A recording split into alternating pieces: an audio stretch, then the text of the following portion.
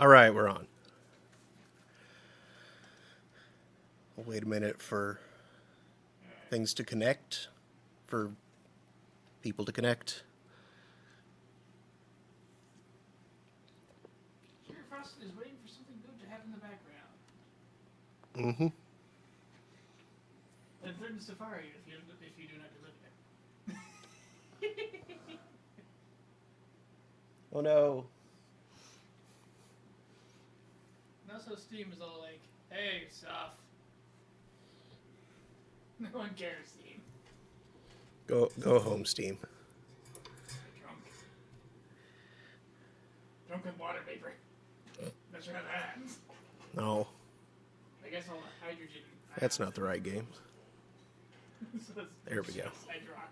Hydroxyl. Excuse me. Okay, that's probably good. So, good evening, everybody, and thank you for tuning in to Thursday Throne. I'm Mark Amsry, DJ Amstrack. That's Daniel, and there's Remy's butt. She's half in frame. Come on, Listen Remy. to this. Oh, That probably wasn't audible. that wasn't usual. And, Your face. Say hi to the internet, little kitty. oh no, Sugar Frosted is Donald Trump. You're fired, America. Why has he not said that? I don't know. Maybe after he loses. Yes. President says cat butt. Yep. That's why I like how I said, say hi to the internet, little kitty, and she proceeded to lick the couch instead. So anyway,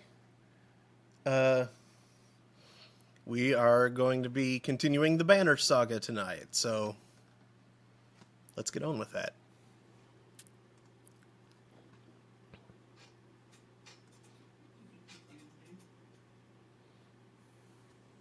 I hear the sequel's a little bit better, though. Really? Auto Reconnect Saga? What? I hear sea jokes. You know, the game does actually have a sequel. Oh, next time I think I've kicked, not banned. Never mind. There we go. Now it's working. Ignore that joke. It was dumb.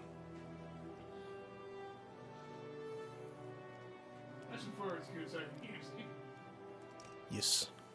Using eyes. Eyes are a good thing to see with. Butts, on the other hand, are terrible. Proceed. Yeah. Yeah, you don't poop to see. Never do that. Okay, one renown gets 3 supplies. I should stock back up a bit. I mean, I have 8 days worth, which is good. You'll be renowned for having lots of supplies. Yep. And I think I did that at the end of the last session, but looking back at it, 8 days is probably cutting it kind of close. And there's only been one time that it's been better than 3 for 1, and it has frequently been worse. So. Oh no, Sugar Frosted is unable to watch. Source bandwidth is too high. Oh. I don't actually know what that means. That sucks. Bandwidth? Tell him he could listen. The audio stream is up.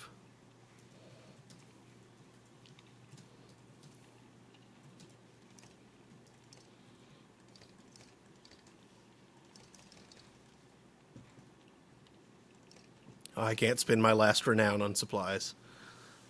Cat butt, it's fun. It's alright. Okay, 12 days worth of supplies.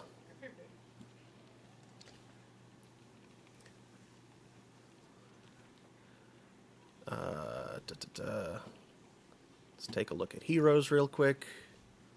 Is anybody injured? No, surprisingly. Weird. Yeah. I was kind of thinking I would rest to regain morale, but if nobody's injured, that might not be entirely necessary. Oh, hey, wait, what does this do?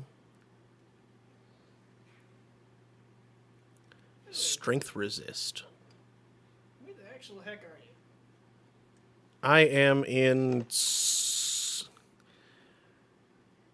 I want to say Sunderberg, but that's not right. That sounds like a terrible place. Mm-hmm. Sigerholm? Yes, Sigerholm. Okay. Yep, supplies for 3 of 1. Sigerholdem. Loom of the Comb Mother. You shouldn't come here. Wait, no, it says Comb of the Loom Mother. Never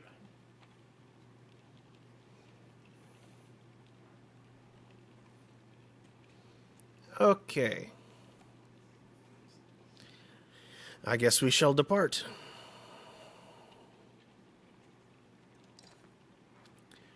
Wait, Rook. Wait, please, Avon begs. She said she'd be here. We need her.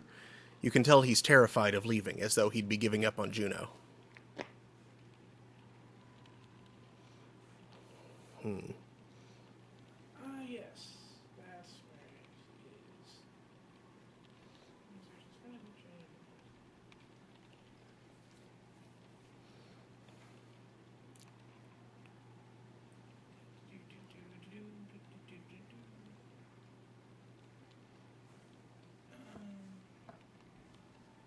Let's see, I've just asked him some questions, but I think I already did that. Mm-hmm. You can leave town or rest and wait for Juno. But which should I do? If you rest, one of the people in your caravan will see some thieves fleeing.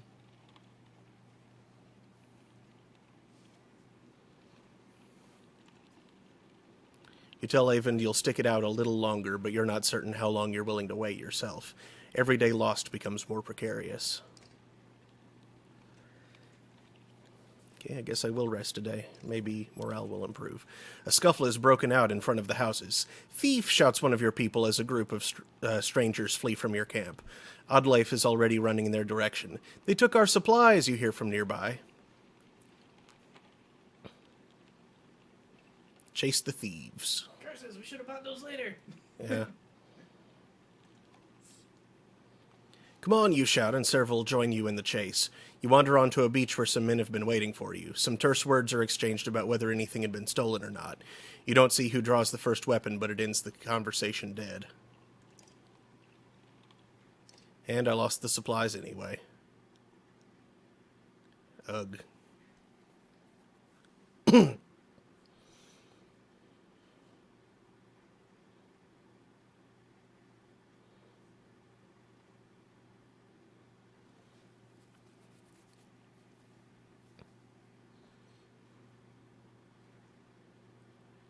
All right, let's try this. This looks like a good setup.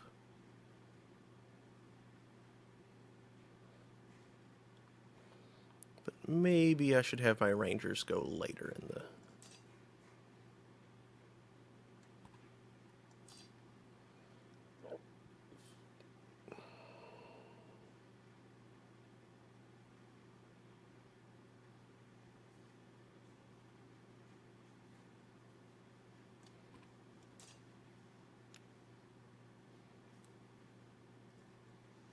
Okay, where is this machine freaking?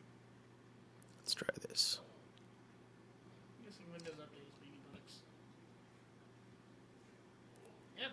Hi there, trusted installer at IDXE.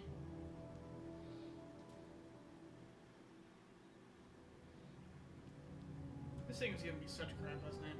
Oh, yeah? It's hard to win a space dogfight when trusted installer.exe is down to like 13 updates.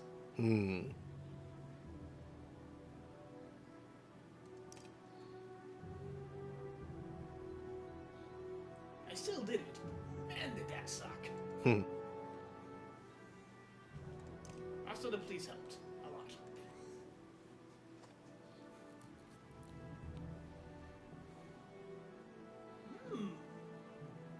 You get to start on a square. Mm-hmm.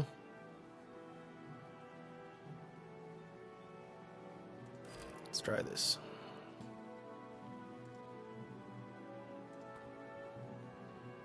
So, Thrasher and several raiders and archers.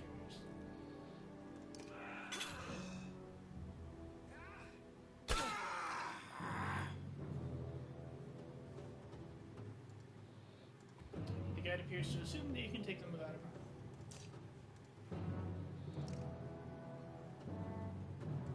I especially like those guys that are clustered. They're funny. Ow.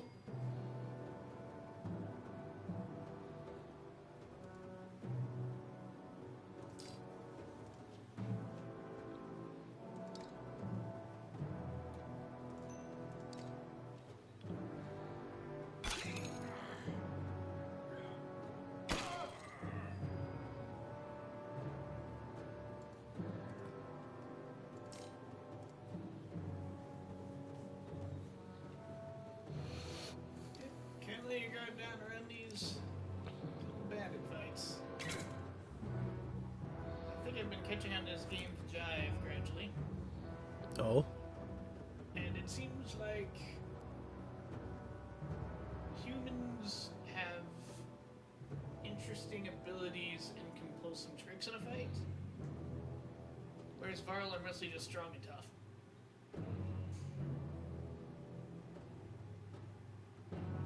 Okay, so 1, 2, 3, 4, 5, 6.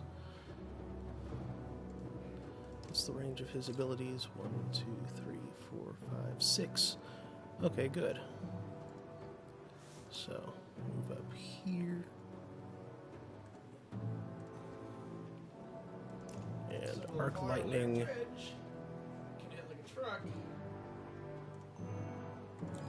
A human combatant can pull nasty, can do something potentially nastier. That, for instance.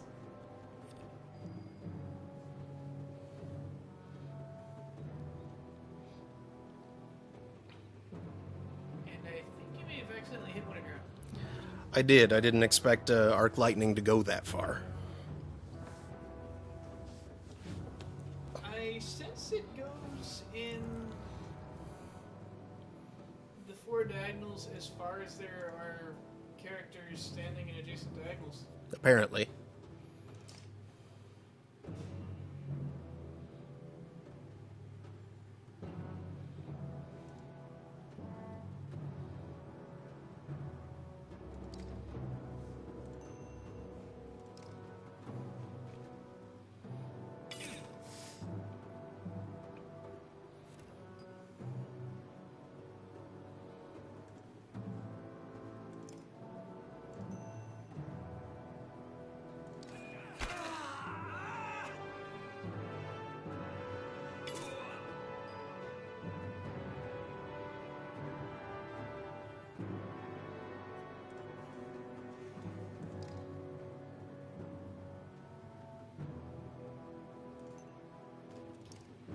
I should turn the TV off before Yeah, go ahead.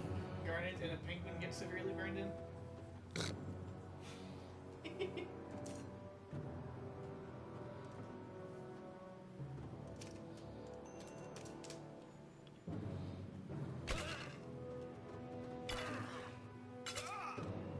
Oh, dang it. Seriously?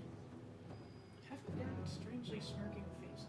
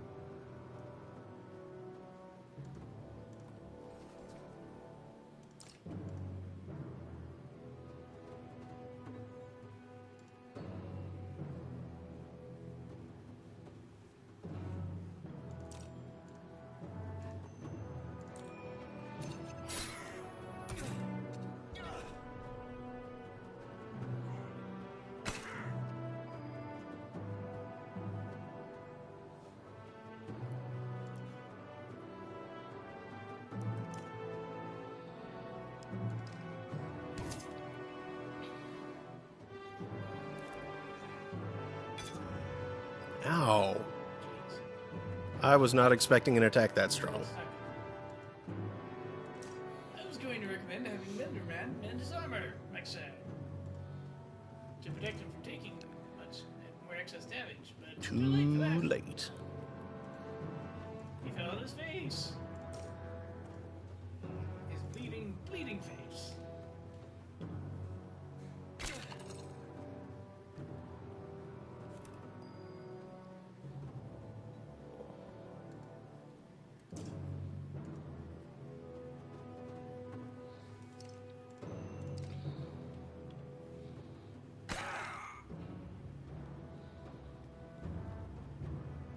Ooh, yes.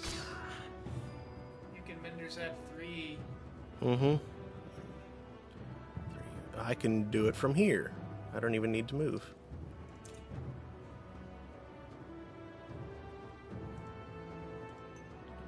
Big attack. Hard.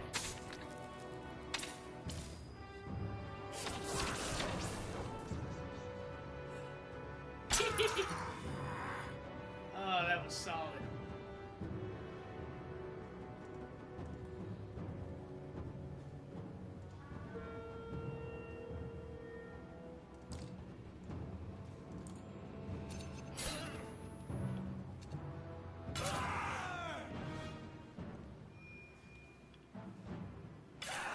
Ow!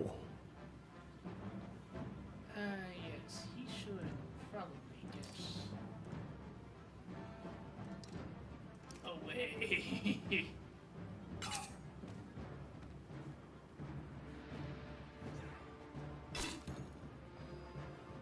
Possibly mend his own armor so he doesn't get knocked out. He's got, what, 1 strength left, it looks like? Yep, one of each.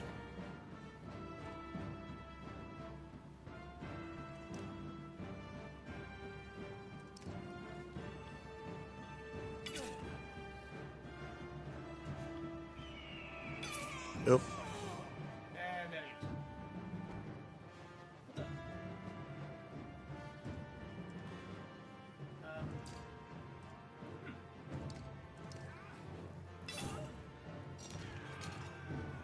I didn't notice Evan tends to weave a spell when he goes down. Mm-hmm.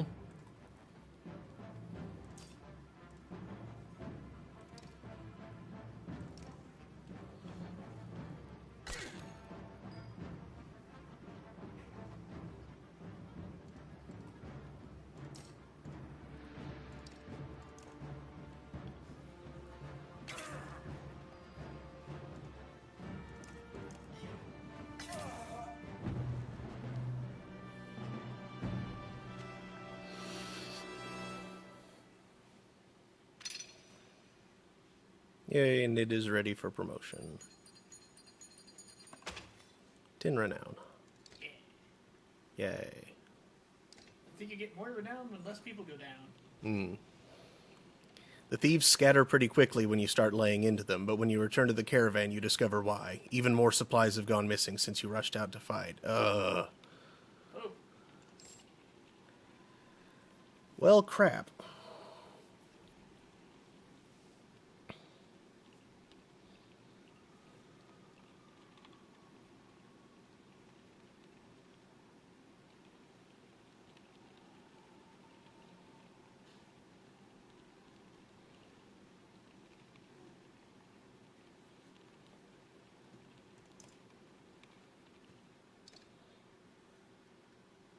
Nid.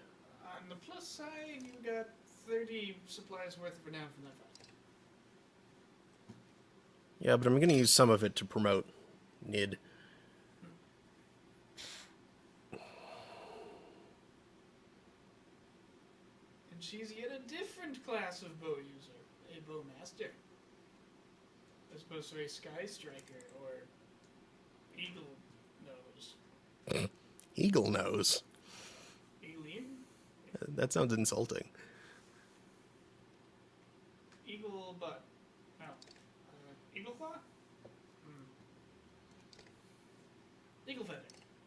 Eagle eye. I was pretty sure it was eagle eye, but Eagle gizzard. Eagle crop? Do eagles even have crops? I don't know. not sure they can carry seeds in those claws. A random assortment of people from the caravan confront you. Listen, says one, we don't feel safe here. I don't know anything about menders or whatever, but we're going to leave and I hope you'll join us. Looks like a couple dozen people, farmers and fighters alike, feel the same way. You won't be able to convince them to stay, and any further waiting is a waste of time and supplies. Okay, join them and get ready to depart. You agree that it is time to go. Avon casts his eyes upon the ground, but doesn't protest. The caravan packs up and prepares to leave. We've got other problems, says Ivor. The whole place is flooded. We could try to walk the muddy parts, but it'll be slow going. We could try to float the caravan over the lake, but we might tip or get stuck. Or we could just go around the whole thing, but no idea how long that'll take. What do you think? It's Norwegian. Really? Trail. Attempt to ford the river, caulk the wagons and float across, pay some locals to help, detour around the flooding. We lost bacon, you douche. I kind of want to just detour around the flooding. Let's see here. Fording will earn you 5 renown. Paying some locals to help will cost you supplies, but earn 10 renown and a morale bonus. Oh. Detouring takes the longest time, but earns 5 renown. I think 10 renown and a morale bonus is worth supplies. Were you about to say something? Yeah, can I break in here with an odd question? What was that? You know how people see the face of Jesus or the Virgin Mary in stains on the wall and Oh yes, there's actually a name for that. tortillas and stuff like that? There is such a name for that. What what would it mean if in the nap of a bath towel I saw the face of Colonel Sanders, you know, the Kentucky Fried Chicken guy, and then I looked away, and when I looked back, he had changed into Linus from, you know, Charlie Brown. Only Linus was wearing a trench coat and kind of a tall hat, like a Abraham Lincoln hat. And I looked away, and then the third time, he had morphed into a character from the old Doonesbury comic strip. You know, the guy, Michael Doonesbury with the big long nose. They all have big long noses. Well, okay, the main one with the freakiest nose, the longest nose. Only he was wearing a great big afro wig. What do you suppose that means? I think it means you're crazy. No, not really. It means pareidolia. I have pareidolia. As does every human. It's simply the tendency to hunt down patterns, even when there aren't patterns there in reality. Face on Mars, something like that. Okay. Shapes in the clouds. Jesus in a tortilla. The Virgin Mary in a pancake. But then how come it changed from Colonel Sanders to Linus to Doonesbury with an afro? Because it was your brain reparsing the... But when it turned to Linus, I tried to find Colonel Sanders again, and he wasn't there. Not everybody's that good at looked. switching between things. Like, you know that illusion where it's a young lady or an old crone? Oh, right, uh-huh. A lot of people see one or the other unless they, like, carefully focus on one party image or another party image. Yeah. I can pretty carefully can't switch between the two. Yeah. But not everyone can do that. Sometimes they switch accidentally and can't switch back. And then can't go back? Okay. Well, I can do it with that thing. The girl and the old hag. But I couldn't with these. And I didn't touch the towels, so it's not like the angle of the light changed or the nap, the fuzzy bits. They didn't move. But, Your brain just reconsidered how the image was constructed and built something else out of it. so I don't need professional help? You don't think? No, it's just pareidolia. Okay, that's what I needed to know. Thank you very much. Lord Rodriguez says, hunt some buffalo first. Be- because this choice is straight out of Oregon Trail. Straight out of Oregon Trail. Okay.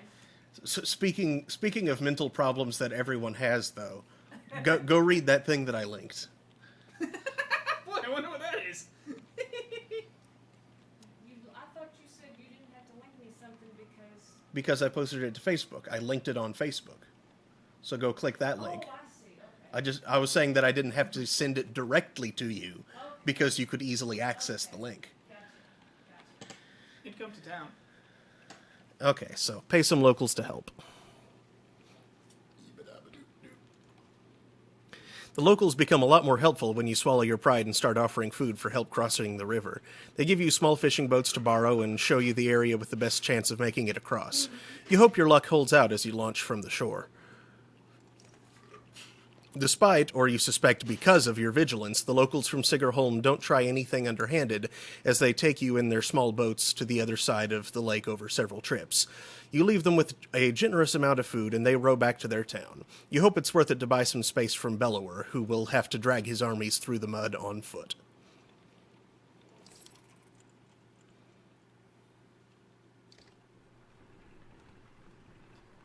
And for all of those unfortunate people who just helped you across. Mm-hmm. They do know Bella's coming, right? I don't know. They don't think that maybe they should scatter. They have fishing boats. I mean, they can That's true. they can escape more efficiently than he They can don't crash follow. and swim. They look heavy. A woman's stifled screams failed to overly concern anyone. It was only a matter of time before the expectant mother gave birth. The caravan is simply excited by this first sign of new life since the trip began.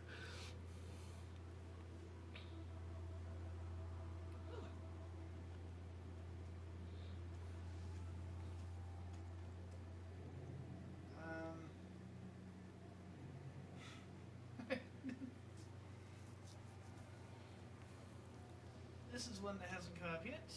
Further down in the guide's arm because it's one of the ones that's like not part of the script randomly derps. Right.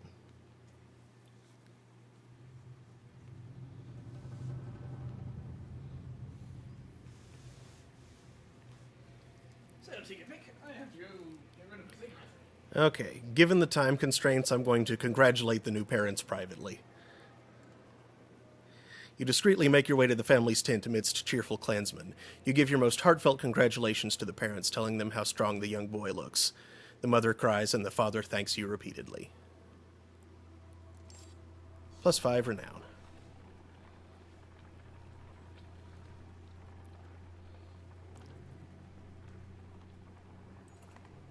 As you're about to head off to sleep for the night, Onef pulls you aside. I have a couple concerns I wanted to speak to you about, he says, in private. You find a quiet place to talk. What's on your mind? How well do you know the people traveling with us?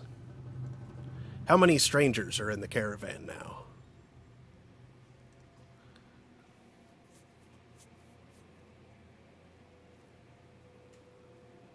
Who are you worried about?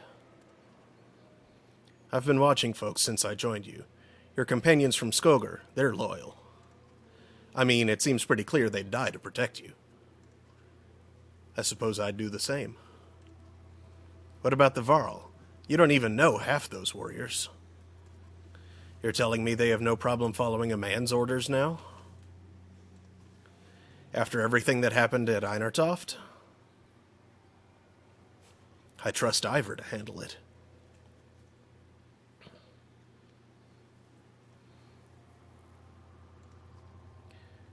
He's fearless, I'll give you that. But look at him, he's run ragged. He can't be there all the time. What happens the first time the Varl don't want to do what you tell them?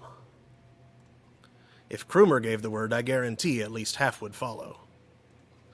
Let's be honest, they could take this caravan by force at any time if they wanted to. If they wanted to. Yeah. But they don't. What do you suggest?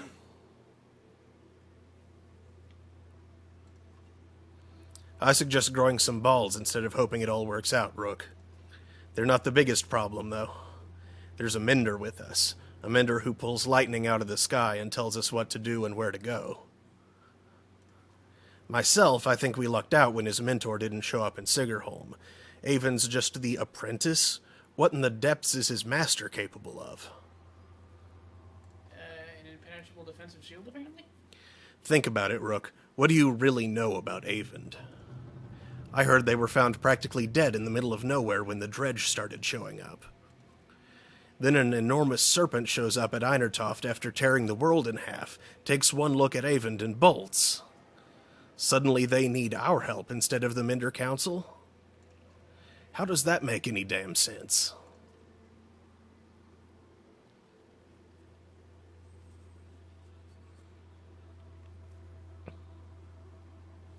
You might be distorting what happened.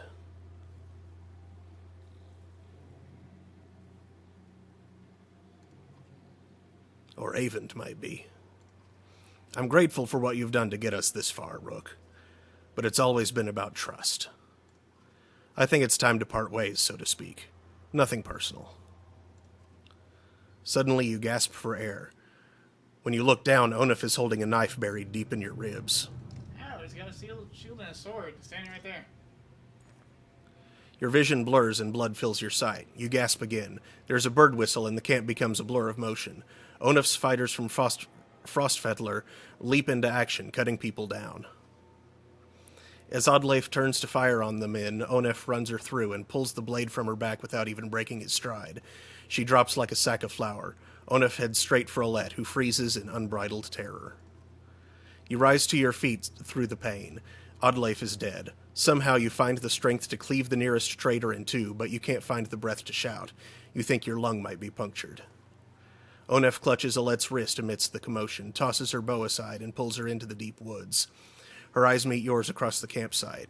No, her lips say, though you can't hear the words. A dozen men appear between you as Ivor steps into view, as fearsome as you've ever seen him. Jeez.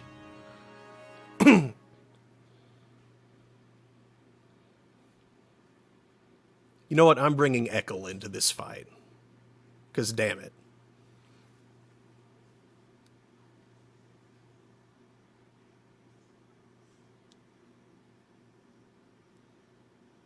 Yeah, what the heck, Onuf?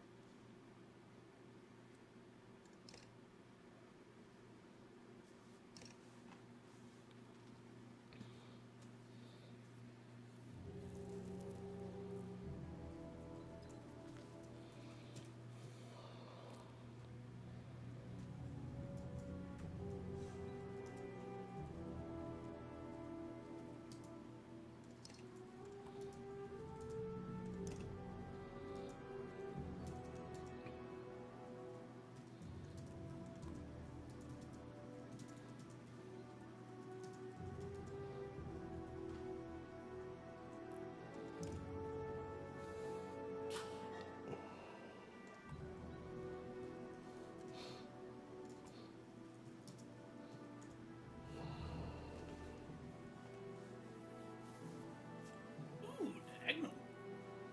Mm-hmm. Two groups. Yep.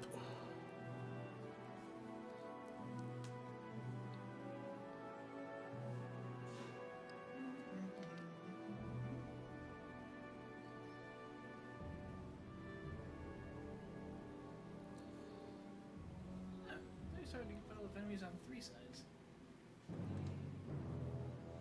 I guess that guy comes to the side.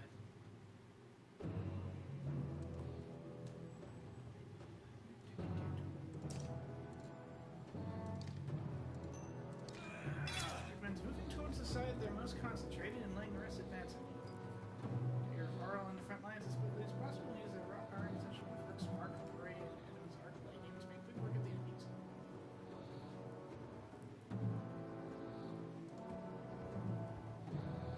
You just have a few problems with this battle, and you fight to get opportunities and kills for your low ranking heroes.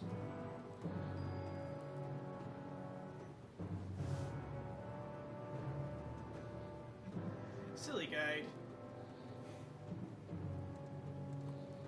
You assume that we're good at this.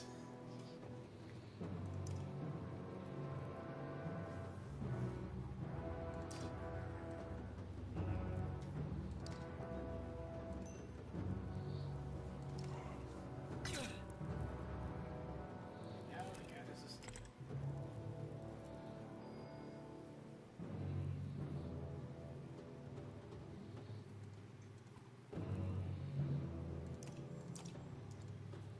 Sleepy kitty.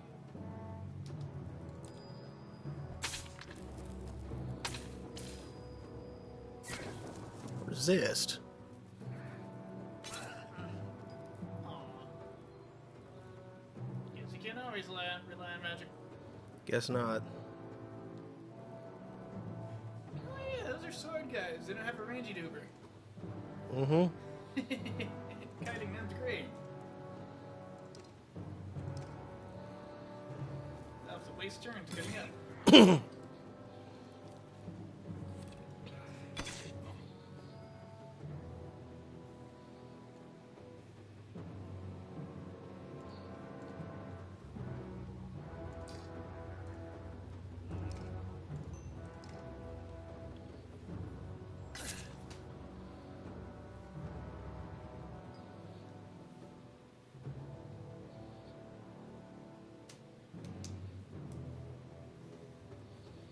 Meanwhile, you get to have an amusing Marl and Pony show.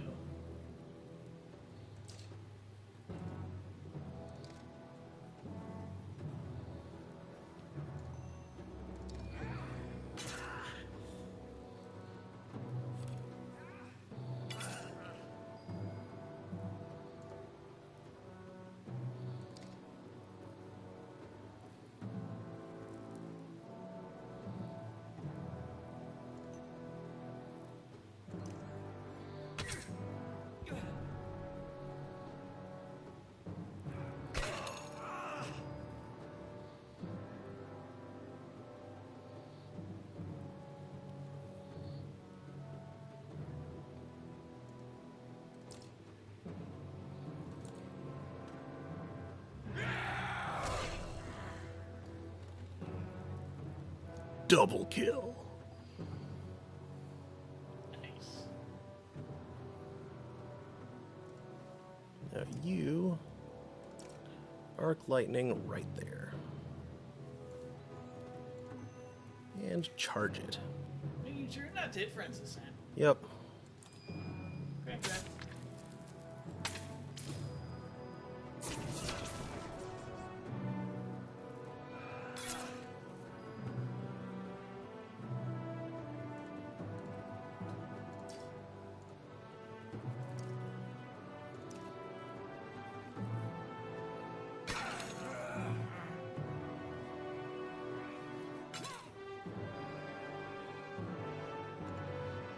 Says for that sick move, you get a promotion. Sick move, bro. Promotion. Promotion.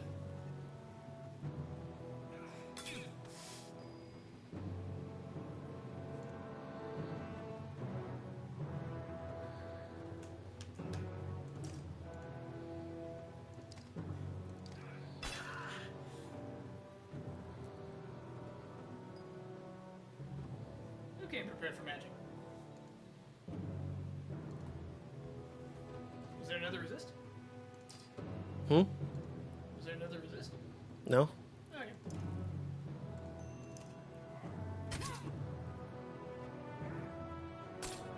Deflect. Haha. You guts. Do you have it?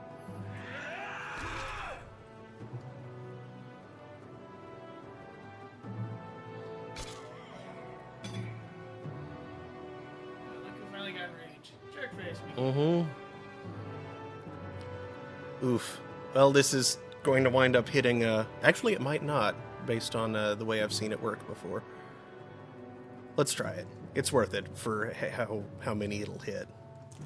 Arc lightning, right there, fully charged. Bam.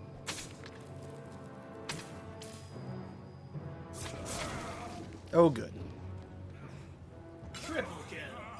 And there went, what's his name? Moger. Not Moger. Akil? No. The twin. The crazy bearded brother of the guy that just stabbed you?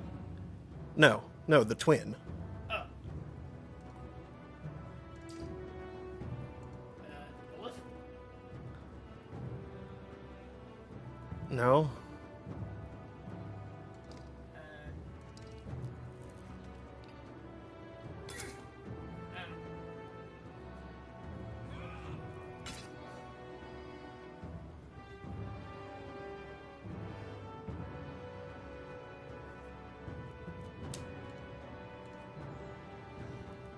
Some guy who did get electrocuted?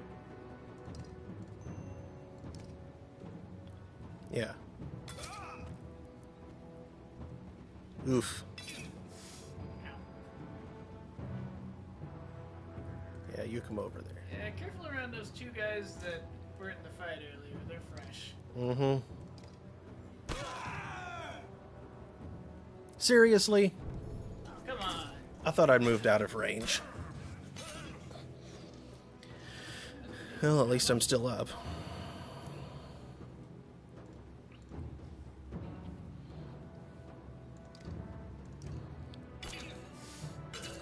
Oh, and there he goes.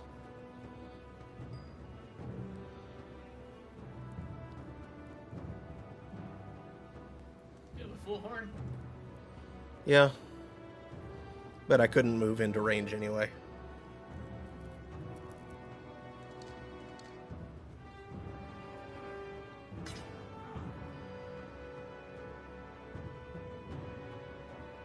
And neither can she. Ah, but she can bird of prey.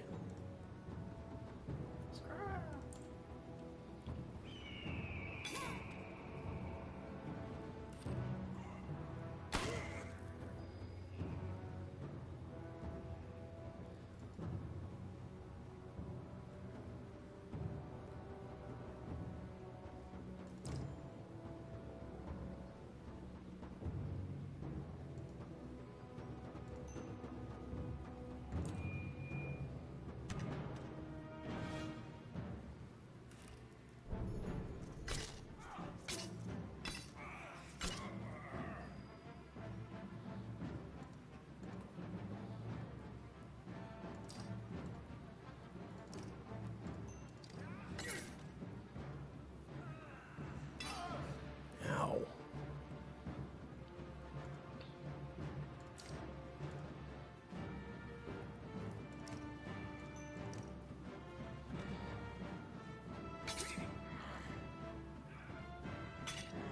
Oof. And there goes Ivor.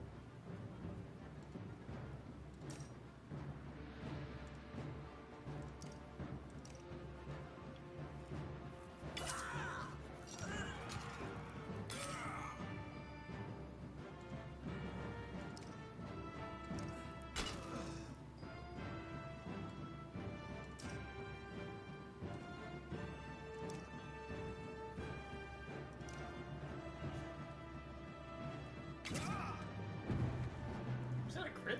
Mm-hmm.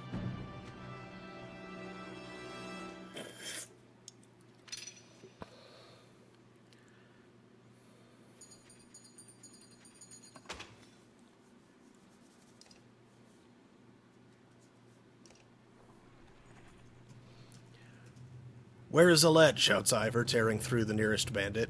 But you're already hobbling into the deep woods where they disappeared, ignoring the battle raging behind you. In a haze of pain, you start to think you've lost their tracks. Then you hear Alette screaming in the distance, followed by silence. You tear through the trees. In a small clearing, Alette lies with her back against a tree. Her hands and clothes are covered in blood. She stares vacantly ahead, unblinking. Beside her is the body of Onef, an arrow buried in his right eye as if placed there by hand. She looks in your direction and then at Onef. "I killed him," she says. "Alette, are you all right?" You cringe as much from the pain as the appearance of Alette after her bloody struggle with Onef.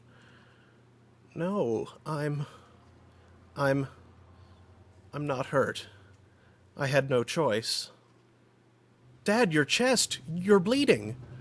Suddenly she is at your side, putting pressure on the wound. I can fix this. Where's my needle? Oddlife! Anyone!" "Ivor! I found them!" Just as your sight goes black, you see Avond, Ivor, and Alette standing over you.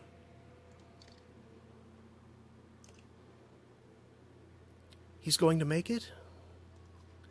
Your eyes open to the sound of Alette's voice. "Normally, a wound like that, I only hope I did enough. I'll survive." "Dad!" Alette stops herself from hugging your bandaged chest, pulling your head to her instead. The words come out easier than you expected. "Oddlife? It's a good thing Avond was here. She's going to pull through, though it was a nasty wound. Oh, good. We managed to kill most of those traitorous sons of bitches, and the rest fled into the woods. There were a lot of people I couldn't save. You did everything you could, Avond. Nobody expects you to raise the dead." Avond frowns deeply, putting a hand to his forehead. "Why did Onef do this, Rook? He was talking to you right before it happened." "He thought my leadership would get us killed."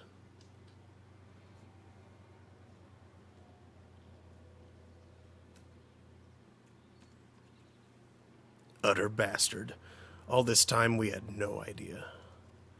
Ekil killed a good half dozen of Onef's men by himself. He told me Onef was running Frostfettler the whole time. He left Frostfettler behind when he saw a better opportunity. Guess that relationship is over. Ekil was always just the barking dog you put in the yard to find out who your enemies are.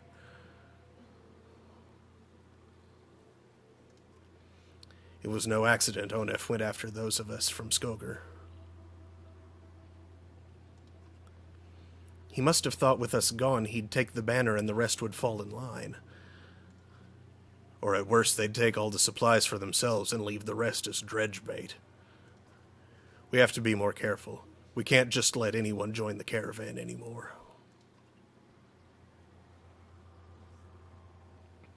"Where do you draw the line, Ivor?" "I don't know, Rook. I really don't. None of this changes the fact that Bellower is out there somewhere following us. That swamp around Sigerholm might buy us some time, but we've got to keep moving. Your body aches all over, but Ivor's right. The road calls. The caravan is already starting to pack up camp."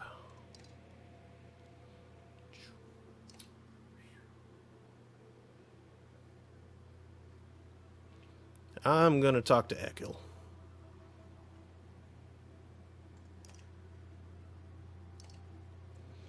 "Look who it is, still not dead. How are things, Rook?" "I can never guess with you, Ekil. I heard you helped drive off the traitors when Onef attacked us. And it leaves me always wondering, what's your deal?" "I'm not so hard to understand. Why don't you try asking instead of telling?" "Why didn't you warn us about Onef?" "Didn't I? How many times did I have to call him a traitor before you got the message? What do you want me to say? Watch out, Onef's gonna murder your whole family?"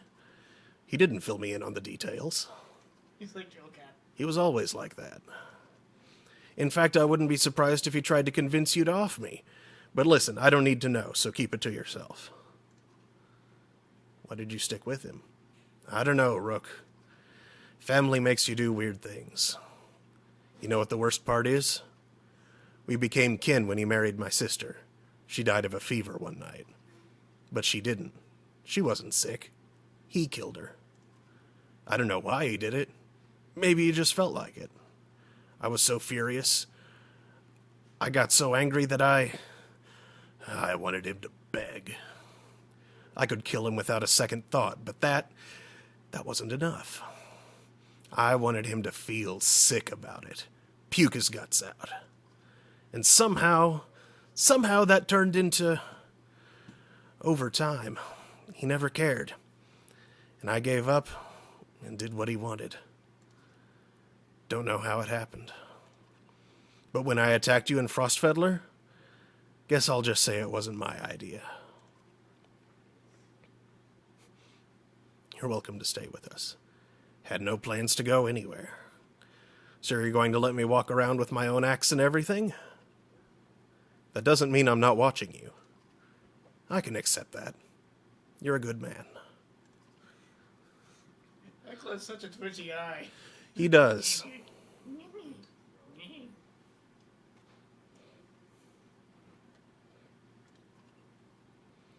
And I need to take a piss. You're not the only busy man around here, you know. As do I. Very right. You shake your head as Eckel steps away from camp.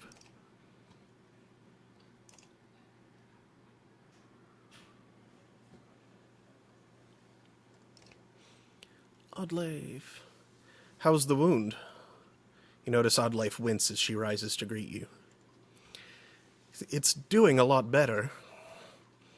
When I saw it happen, I thought for sure, well, I'm really glad You would have missed me, Rook?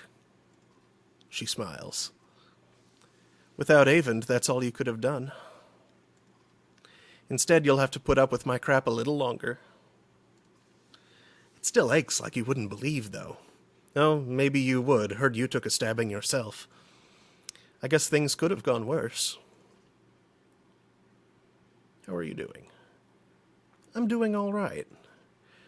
Sometimes it's lonely since my husband died. I guess I'd say it's more like being alone, even surrounded by all these people. Not like I don't have enough to worry about, though. I'm glad to have Alette around. And you, Rook. What do you think about the caravan?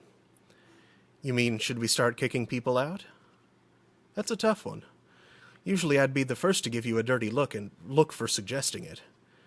On the other hand, I got a sword in my back.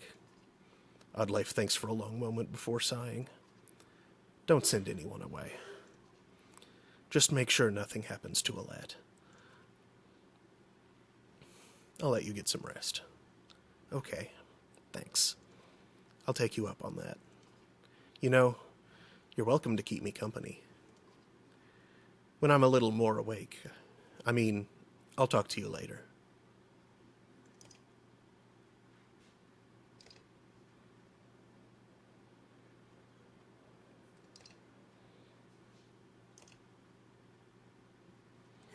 All right. Ekil promotion. Plop! Continue. Confirm. Sure, Frosted has a 9-hour test on Friday. Fun. That's terrifyingly long. Mm-hmm. Heck. I'm guessing there's a break. I Probably hope for so. lunch. Nope, no breaks. Just straight on through. In fact, it reminds me of the FE. The Feh. All right, now that I have the renown, let's go back and beef up. Beef edge. Beef inch.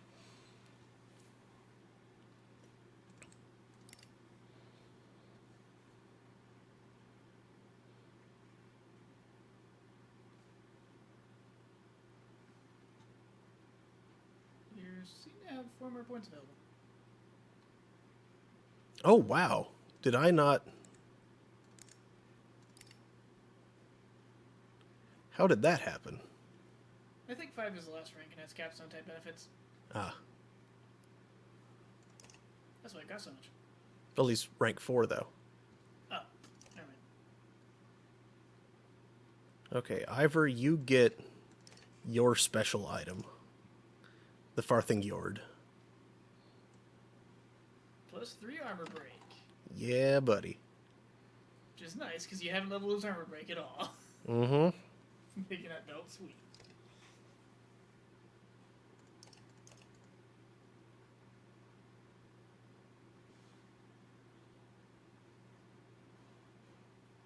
Because ideally you want to balance.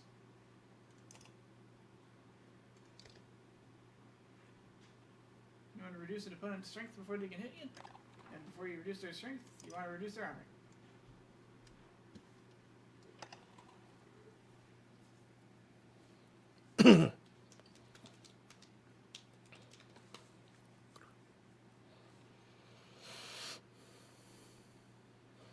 Well, you can change the turn order?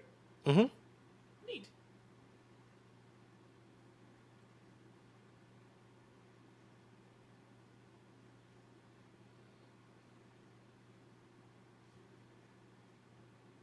That means you can get your tanky wall in place before the others get to move around. Okay, that's 15.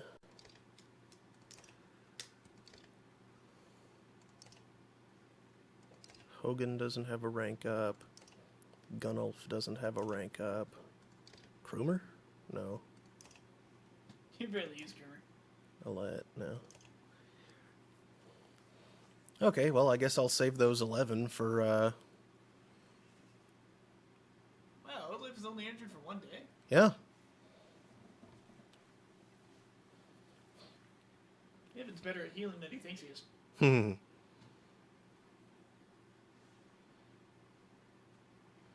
I guess battle wounds take longer to heal because you're having to, like, move through them and stuff. Whereas she just got stabbed and fell. Yeah, nothing makes a wound heal worse, heal poorly, than aggravating the crap out of it. Yeah. Especially if you aggravate it after it's starting to mend itself. Mm-hmm. If you accidentally rip a scab off, yeah, it's probably gonna scar. Alright, let's move on.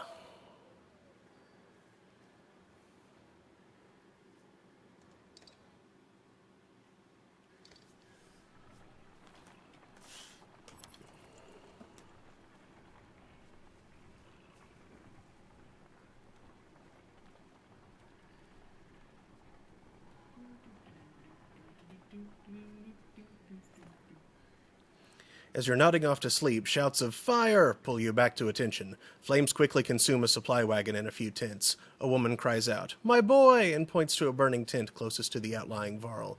2 of the giants are motionless, staring at the spreading fire with terror in their eyes.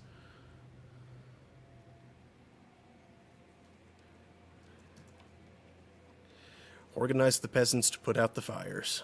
That doesn't even show up.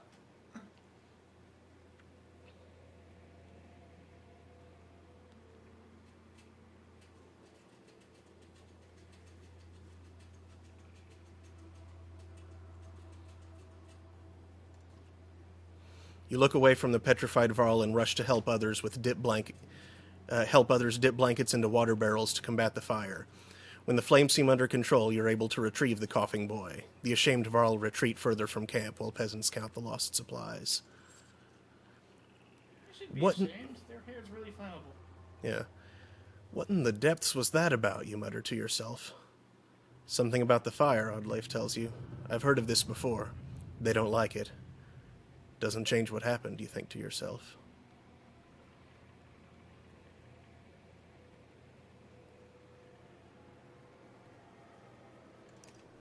Oof. Well, we're out of supplies now. At least that looks like a settlement up ahead. Hopefully we get there before nightfall. Wait, you're out of supplies because... Because they caught fire. Oh, jeez. Oh, just in time. The villagers here are completely oblivious to the destruction that is coming. All we've seen is some dark figures far off, they tell you. Aside from a few young families, they're reluctant to pick up their things and join you. Plus 15 clansmen. Market. Oh, 5. Nice. Stocking up. What toys do they have, though? Padded undercoat, obsidian ring, Svalendust. Plus 2 armor, not bad. Another eyeless rift. Ring of the wolf. Protects from death unless strength is 1. That's pretty nice. But I couldn't afford it anyway. All I could afford was the padded undercoat. Okay. So let's just stock up.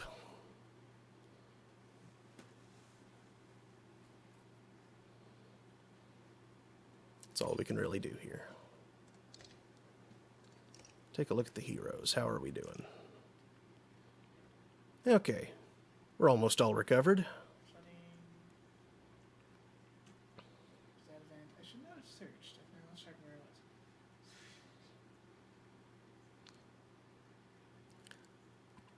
There's this fallen dust. Let's switch out. World dog. Let's switch out Krumer for Eckel. Get him a level.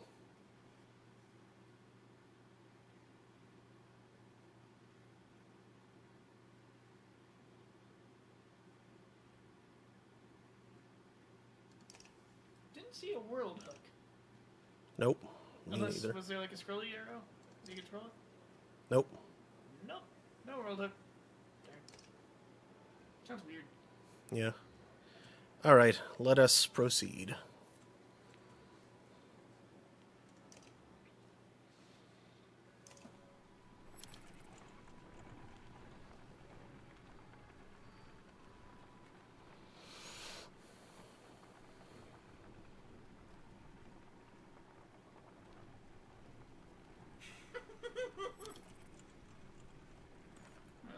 That's random. Thieving bastards, you awaken to hear. The small band of outlaws who had previously joined the caravan made off with a substantial number of supplies while everyone slept, a watchman tells you. Come on. Why in the depths were they allowed to join us to begin with? Minus 10 fighters, minus 15 supplies. Gah. Someone's been nicking extra goods from the supplies, a concerned woman tells you. Counted these myself yesterday, no mistake. This keeps up, we'll all be starving before long.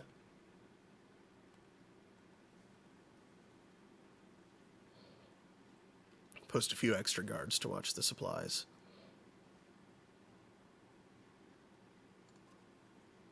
To deter any further theft, you discreetly place some trusted guards by the caravans. You hear a few people casually point out the extra manpower, but nobody seems to raise an alarm for now.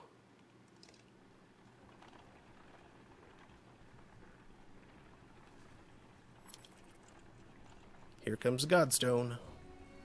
Oh, yeah.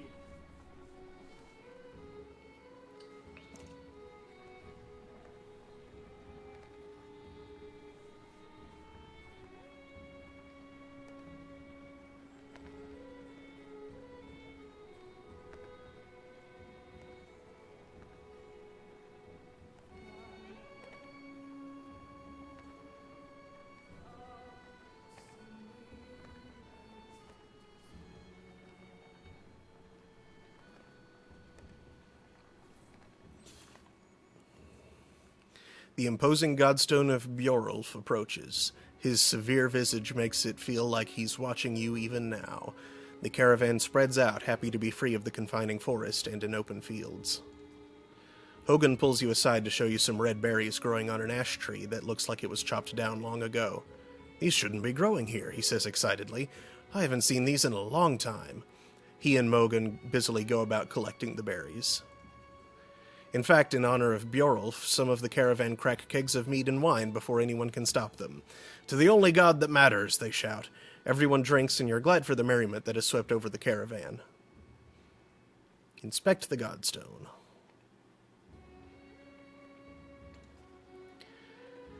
You look up at the Godstone, Bjorulf's head surrounded by images of casks and drinking horns.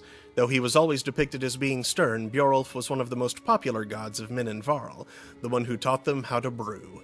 It seems like more than coincidence that the long fields around Bjorulf's stone have always been excellent for growing anything if you could need for a good drink. Let's join Hogan in collecting berries. Yep. What exactly are these, you ask Hogan? When I would travel to Borsgard with my father, sometimes he'd buy us a few of these, Hogan replies. Couldn't be a luckier find, see for yourself. You try one and can feel energy returning to your tired limbs. Not taking a few more would be a wasted opportunity, you figure. As the hour becomes late, the caravan is eventually ready to get back on the road. The day by Bjorulf's stone is one of the few memories that hasn't been tarnished by the specter of bad fortune, you think to yourself. Tistleberry.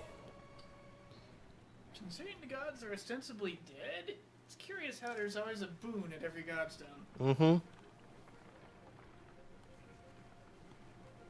I have not read this, but I sense something's up. I'm sure Tistleberry is like an oddity. Might do something. It looked like it. Some clansmen have discovered a large patch of wild fruit. When you approach, you see some people have begun to sample them. A mother frets about whether they're safe after overhearing one of the children say that it tastes funny. Others start gathering by the basketful.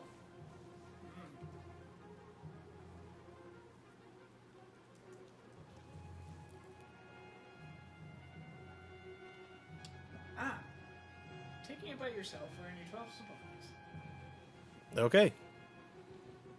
Does it say anything about the others? Nope. Okay. Take a bite myself. Several watches you taste the fruit. You pause after swallowing and feign choking. Alette rushes to your side in a panic, but your laughter soothes everyone's concern. Soon everyone is a little tipsy from the fermented fruit and spirits are high.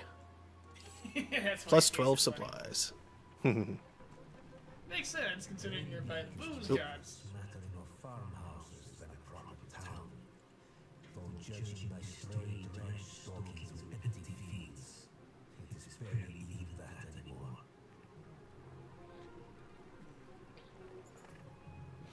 Reynevik comes and goes as a long series of farmhouses, abandoned and crawling with dredge. The farmers have probably already fled to Borsgard. You try to hurry past, but are eventually spotted. Dredge start ambling in your direction. What is that? Points out Oddleif up near one of the longhouses. In the distance, a large person, clothes seemingly covered in blood, is cursing loudly and stumbling about. He staggers into a longhouse, laughing.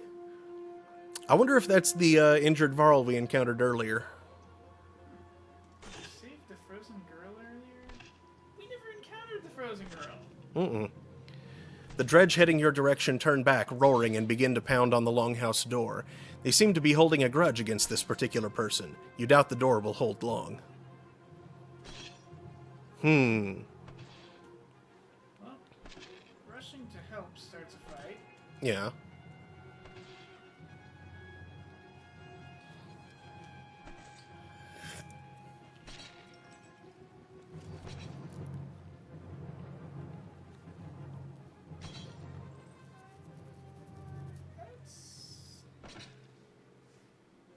Probably the best option. I'd say that's worth it. Okay. Rush to help. Against my better judgment, we should probably do something, you say. The others agree, even though it means putting them all at risk. As you quietly approach, the dredge have managed to splinter the door and break through. Hey, shouts a Varl, wearing all red, standing on the other side of the dredge. Came all the way up here just for me? He seems unconcerned about the dredge as he hoists his enormous sword. He looks like Gunnulf. Item Scarlet Feather. Yep, he's got an interesting toy. Sigbjorn. I don't know what it does. There's the Tistleberry. Tistleberry. Increases the will you regain on resting. Scarlet Feather. +2 movement, -1 drawing aggro. Nice. Nobody has actually caught a blood raven, but the lucky few who have found one of their feathers can tell you why. But the lucky few who have found one of their feathers can tell you why. Nobody's done it, but the lucky few who have. Wait, what? Yeah, that didn't quite work.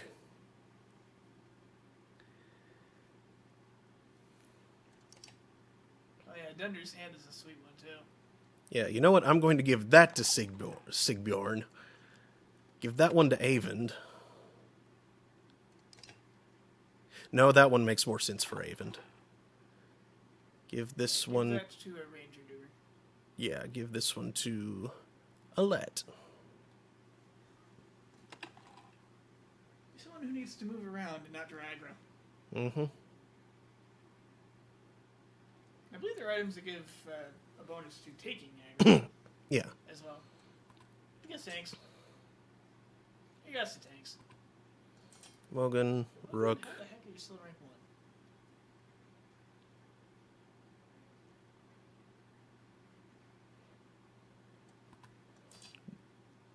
1? Gunnulf. Sigbjorn is rank 5, has that toy. Those stats are, quote, rather low.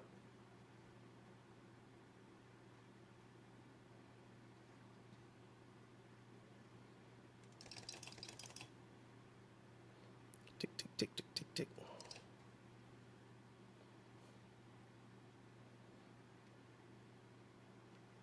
That's only useful if you ever rest. Yeah. So more useful on a melee character, probably.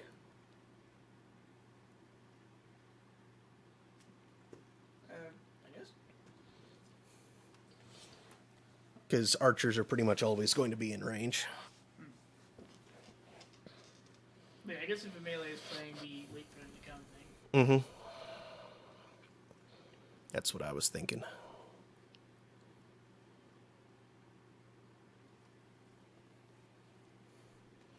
Crash on our shields and shatter. Actually, no. Instead of Gunnulf, let's bring Ned.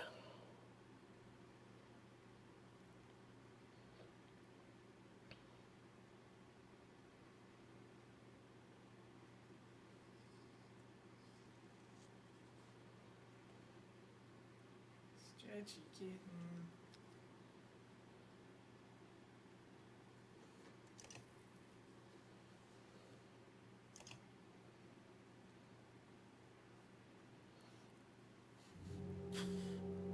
Much stretch somewhere.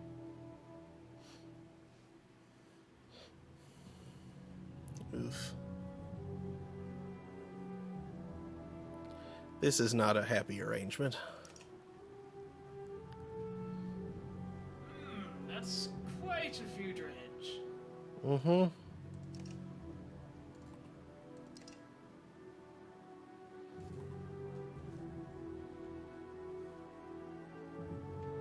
Ostensibly a Stone Guard Colossus, Stone Guard Defender, Vicious Grunt, Dredge Fire Slinger, Inferno Slinger, Blind Slinger, and Sun Slinger, and 2 Flame Slingers, That does not sound right at all. and 2 Slide Slinger Marksmen. Because I've got 2 Scourge Warriors, a regular Scourge, a Blind Slinger, an Inferno Slinger, a Sun Slinger, and a Flame Slinger. So very different. Yes, they had a nastier fight than you. Mm-hmm.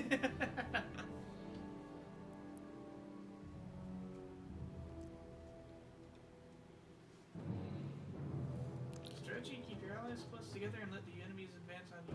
Use the Varl to weaken the slingers and herd them in a position for Evan to use Arcade. I didn't bring Avend. No. And your archer is to chip away at the Colossus and defeat. There's no Colossus. Nope. I think there's a couple of things. Woo! So we'll just completely ignore that whole strategy. It is not a plan. Scrunch. Scrunch indeed. Well, that dredge can't fight anymore. Mm-hmm.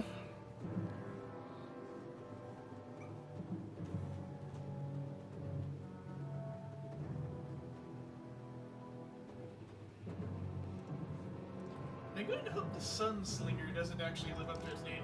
Mm-hmm. Reminds me of a certain crow from one of the Toho games.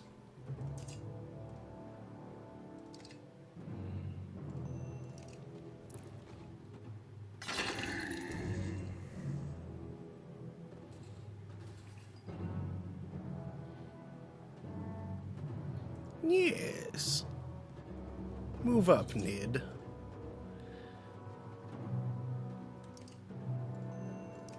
Shoot, perception. Yep.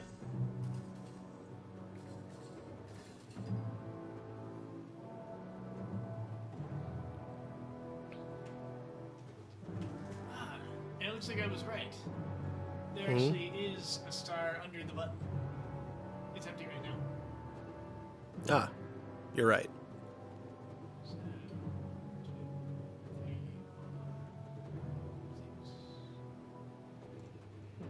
6. What does Forge Ahead do? The horn holds 6 foot power.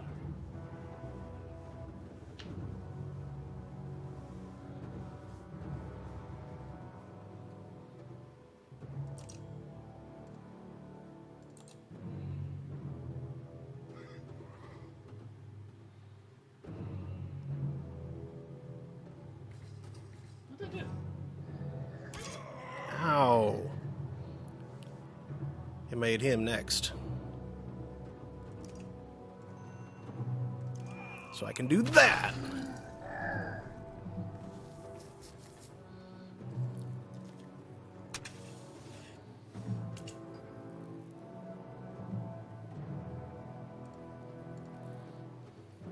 And Dredge are throwing explosives around now. Mm-hmm.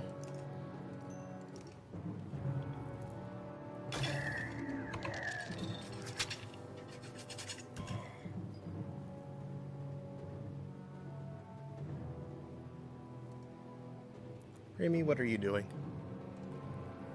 Big kid.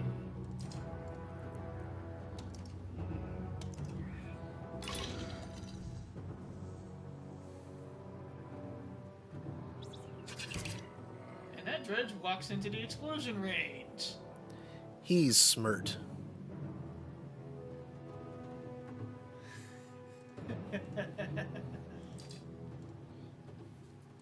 Speaking of which, you're gonna want to move your big guy before that one Dredge's turn comes back. Yeah, I know. Just gotta wait for his turn to come back around. Yep.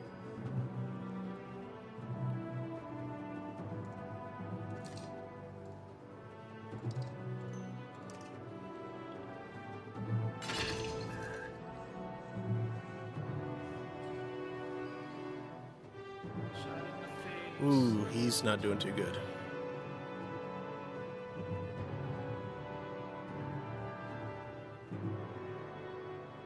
But, well, not really much to do.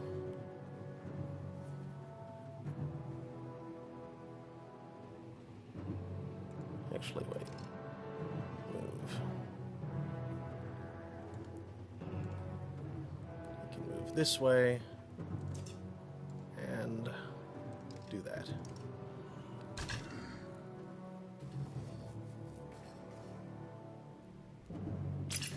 Uh-oh. Ah, yes, summon in Joix. No bueno. No bueno. Ranger, no big. Ah.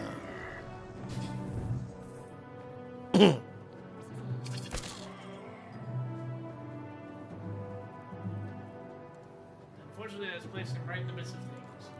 Yeah.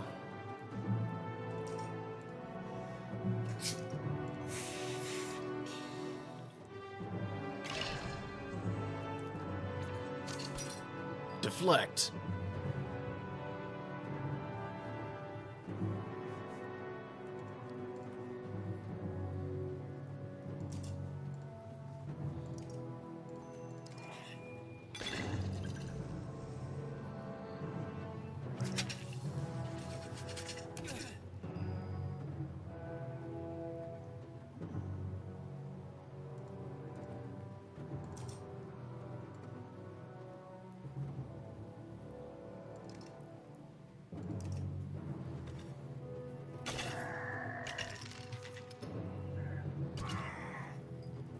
Yeah, I knew that was gonna hurt.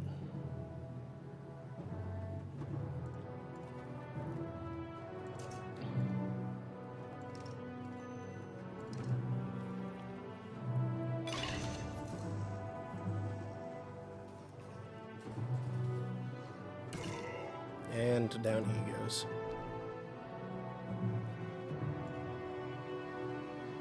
Ouch.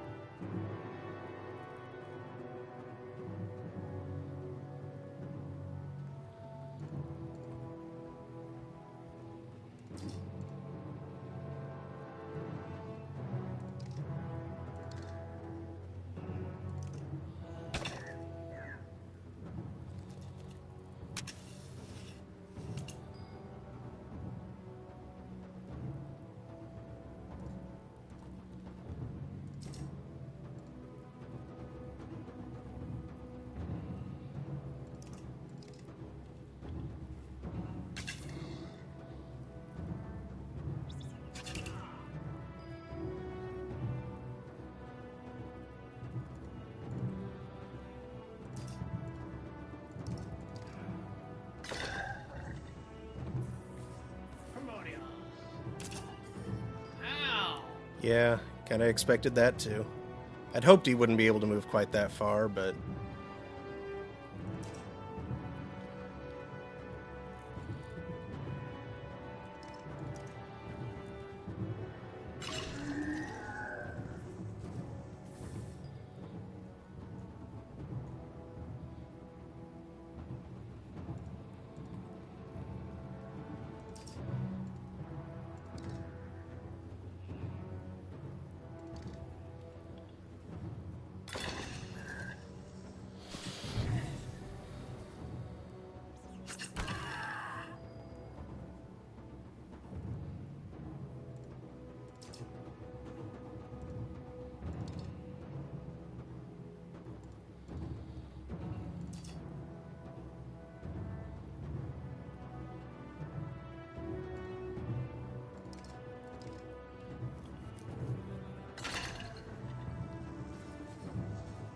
Oh, he could move.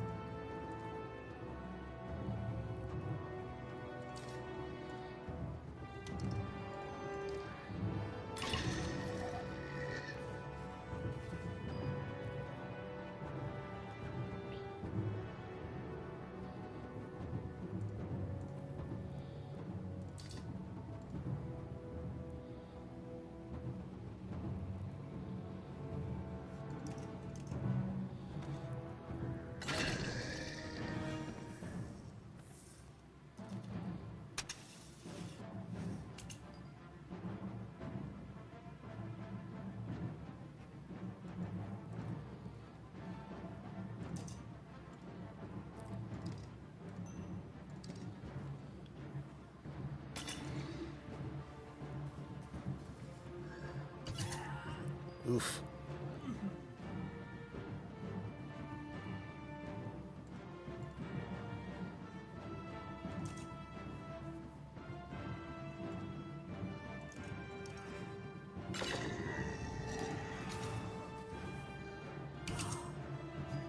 Jeez.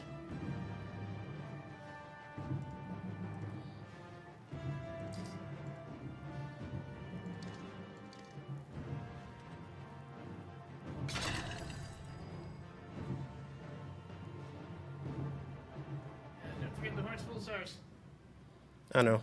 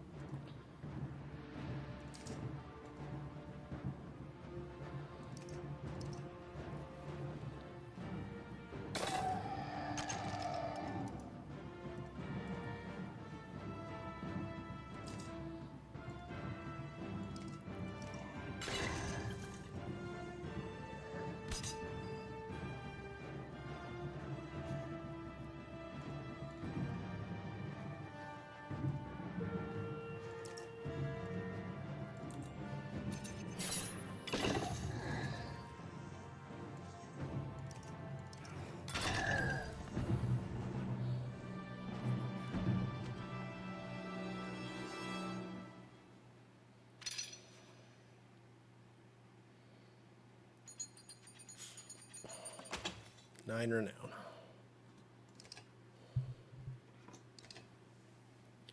Welcome to my mead house, Sigbjorn's House of Mead.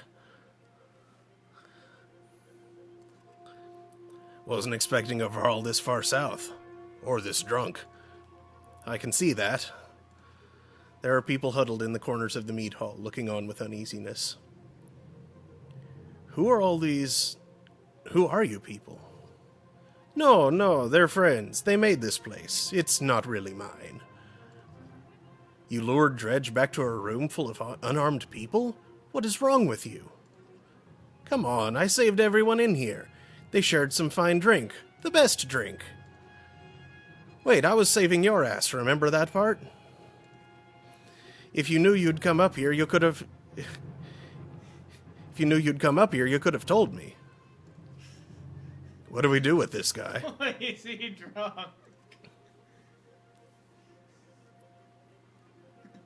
How much meat is left?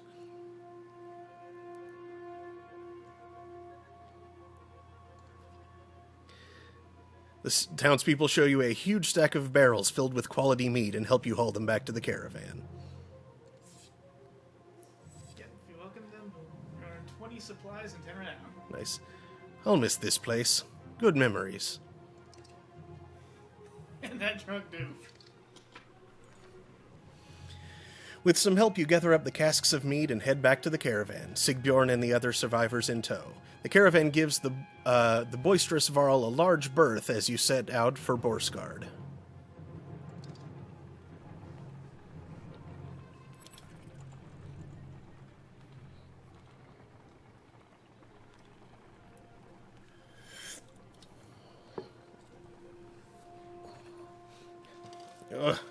What did I do?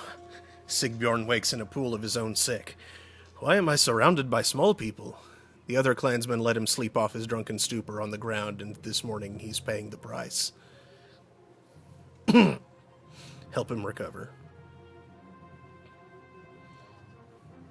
Reluctantly, your clansmen offer any food and drink they can scrounge together for the moaning Varl. When one offers thin meat, he pushes it away. In fact, take this away from me, he says, handing you his massive mead stein. Eventually, Sigbjorn comes to you. I won't get into details, he says. I was supposed to bring those casks from Rainvik back to Borsgard. I drank maybe half, by accident. Point is, Sigbjorn continues, you don't tell anybody what happened, and I won't tell anyone about the mead you got, okay? Trust me on this one. You agree and get back to travel. Bjorulf's blessing. I guess that's his time. I guess.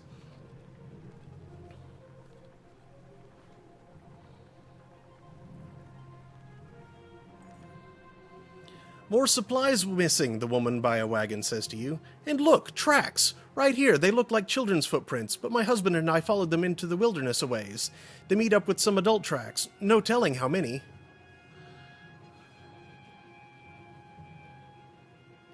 Send scouts to look for anyone following you. You round up some volunteers who depart quietly. They return that evening with reports of a few tracks that ultimately lead nowhere.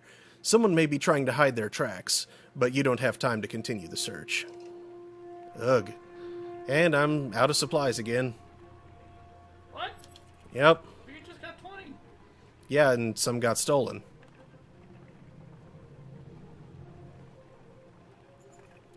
A boy has gone missing from the caravan along with a good number of supplies. The boy's younger brother begins to sob. Some men in the woods made us, said we had to give them food or they'd kill us, and don't tell nobody. My brother went over there, he points.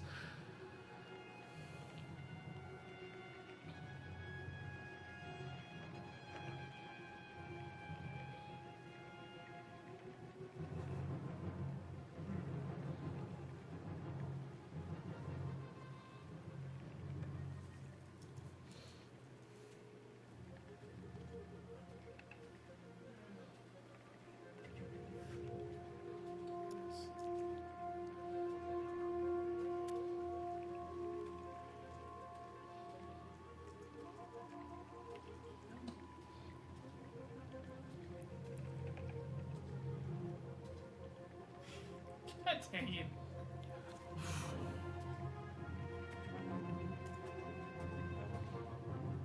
again, why not take anywhere?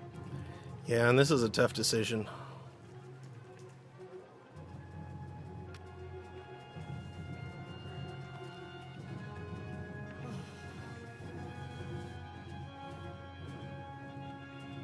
I really don't want to risk the kid. Even though that seems like the most likely to pay off.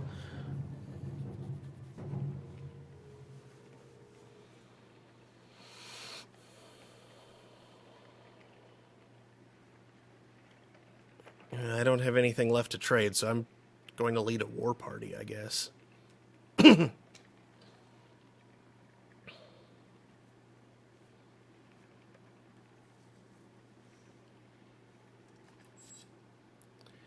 Two groups, one on each side, you instruct. They head out as you try to calm the parents. Much later, the fighters return, bloody and with the boy's body. We cut them down, says an archer, but we couldn't save the boy. Ugh. Well, we got 20 supplies back. As we pass steep cliffs, the sprawl of Boisgard comes into view. A city of contrasting rich and poor, opportunity and gamble. Our best hope for salvation, or our grace.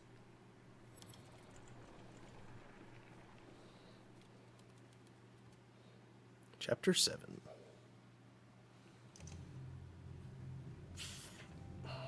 Finally, you arrive at Boersgard, where the walls stretch for miles in both directions and are littered with the bodies of Dredge, Varl, and Min. "Excuse the mess," shouts a voice from above the gates. Looking up, you spy a striking Varl, his face wreathed with matted black hair. Movement at the gate catches your eye. Dredge are still banging on the gate doors without luck. "Let us in," you shout. Sigbjorn pushes past. "I won't be hearing the end of this for a while," he says before yelling, "Open up, Bolverk! They dug me out of Reynavik!" You hear a laugh echoing on the wind as the doors creak. A dozen armed men led by the massive Varl make quick work of the dredge and usher you into the city. You may be interested to know they brought a mender. You didn't go to get a mender. Where's the mead? Sigbjorn shrugs apologetically. I guess the mender will do. Either we've got a chance now or we're completely screwed. He is wearing a bear. Mm-hmm. I'm Rook. We've come a long ways, some as far as Skoger. Are you in charge here? In charge of the governor, I suppose. Listen, if you have something to tell him, say it now. Otherwise, you're on your own. I don't care where you go, but stirring up trouble is probably the only reason you'll see me again. It won't be to talk. Mender, come along. We're going to go see the governor. Bolverk and Sigbjorn leave with Eyvind, who goes willingly, signaling that he's fine. Fane. This is just like Frostfettler all over again. This is nothing like Frostfettler. The one in bearskin is probably leading the ravens. Ravens? Is that good or bad? It depends on who they're working for. Hopefully it really is the governor and not someone trying to strong-arm their way into his seat. I guess we'll wait for Eyvind to tell us, if he comes back. I'm not worried about Eyvind. I'm worried about the army of refugees we brought, who don't belong here. You're probably right. Nobody ever uttered a nice thing about Boersgard. So what now? We ought to go to the docks and see what our options are, in case we need to leave quickly. Respect that as ducks. Did you notice the city guards when we came in? What guards? I have a feeling the ravens are all they've got left. Something serious went down. And when Bellower gets here, he's going to walk right through this place without even breaking his stride. Let's keep that to ourselves for now. So, the docks.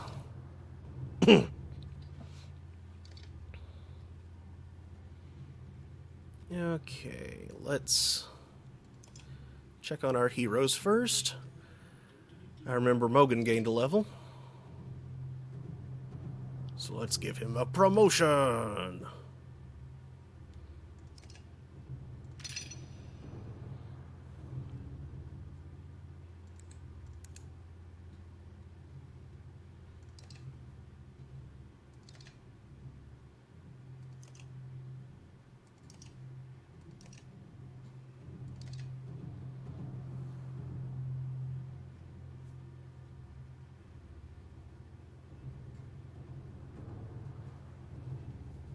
There.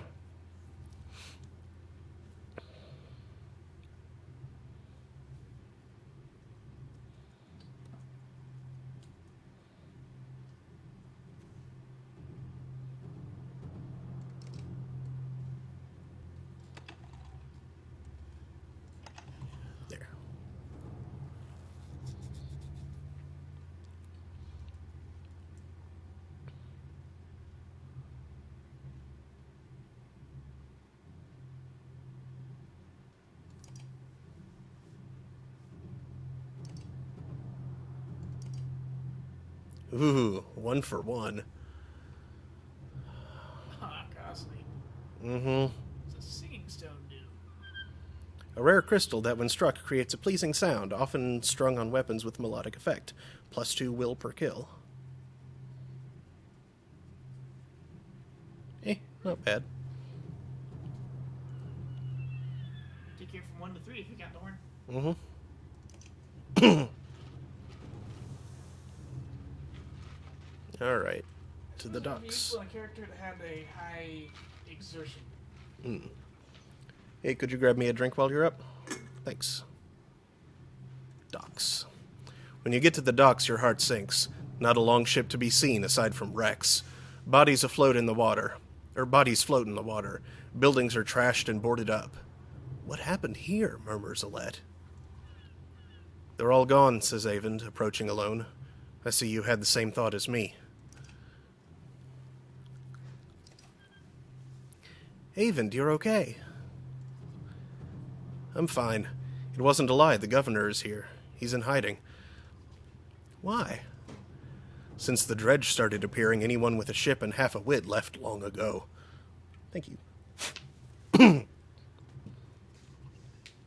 People can't leave by foot.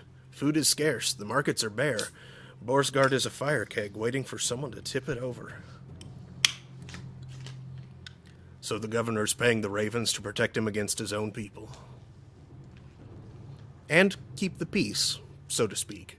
It's more like a massacre any time there's a hint of an uprising. Where does that leave us?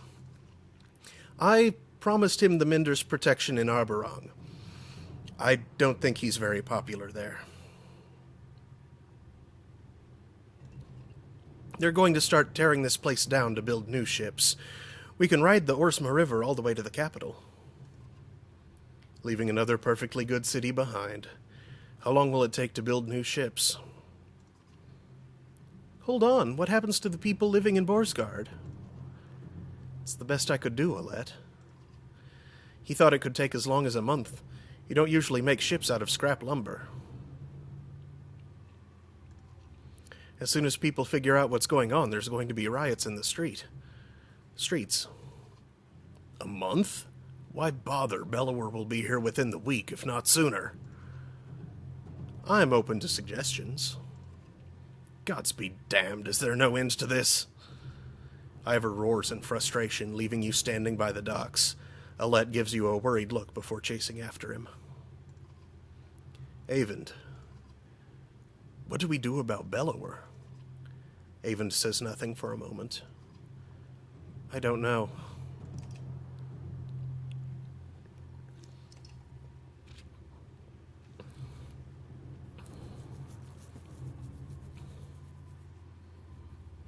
Okay, Ivor, what's up at the gates?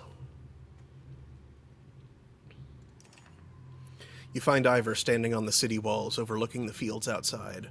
Dredge are keeping their distance, but continue to gather. I'm okay, Rook. Ivor cuts you off before you can say anything. You know he's been through worse.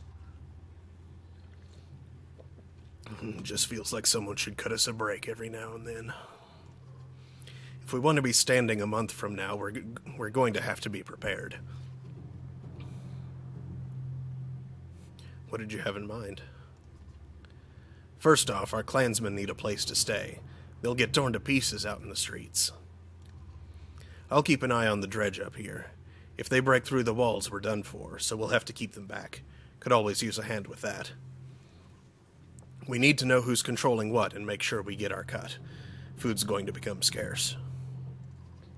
And when they start building those ships, we're going to have to keep people away. What a damn mess. I'll do what I can.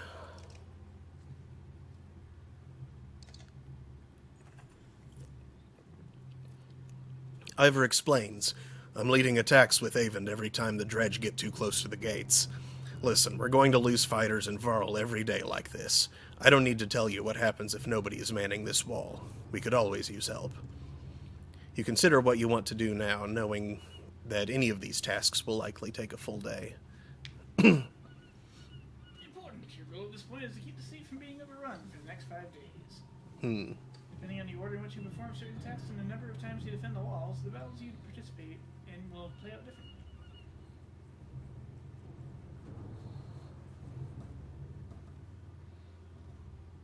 If you choose the first option, you'll then be given several more choices. Well, they do need a place to stay. They can't just... Yeah, it probably is the first order of business. The entire caravan is spread out in the streets where they're attracting attention. We could look for a public house, suggests Alette, like Frostfettler. You figure that if you made camp in the open, you could at least keep everyone together, or with people leaving the city recently, there might be abandoned houses you could squat in.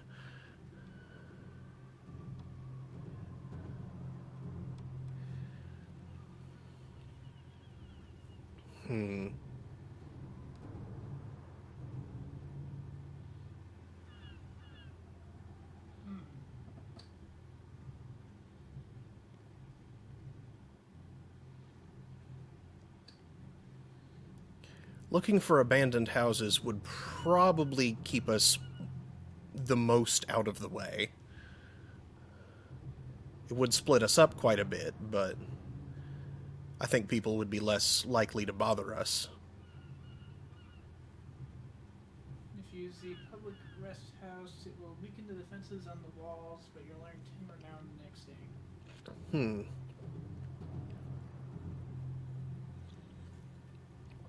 I'm not sure I want to weaken the defenses on the walls. Does it say anything about the other options? Nope. Fun. Alright, let's look for abandoned houses. I assume no choice is good on that one. Yeah. -6 clansmen, -4 fighters. With all the people that fled from Borsgard when the dredge arrived, you figure there must be abandoned houses around. Sure enough, a few turned up, which will keep people out of the weather. They express concerns over safety. A house full of women and children is sure to draw some attention.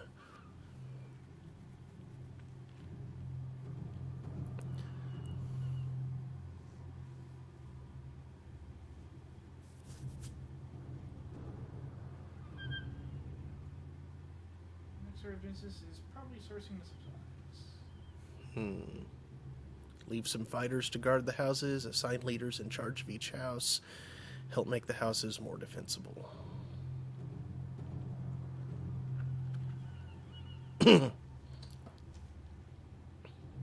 Let's make the houses more defensible. You spend the day alongside the other clansmen trying to reinforce the houses so they're defensible in case anyone tries to break in, with both the city locals and dredge in mind. After a long day, you've done as much as you can. Actually, how are your supplies? We're out, pretty much. Okay.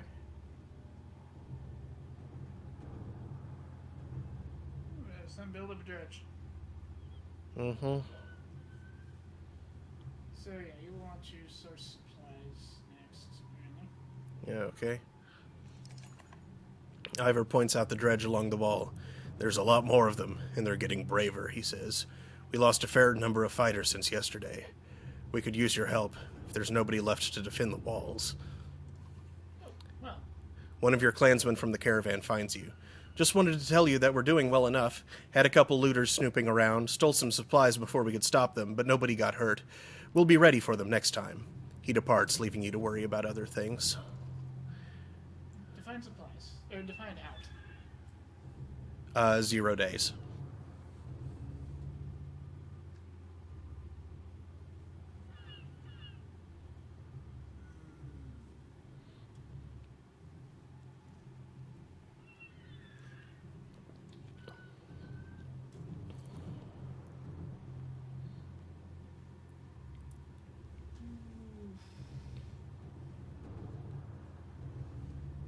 I definitely need to find a source for supplies. No good choice. Yeah. DJ Mod says, for what it's worth, Daniel's 95% off camera.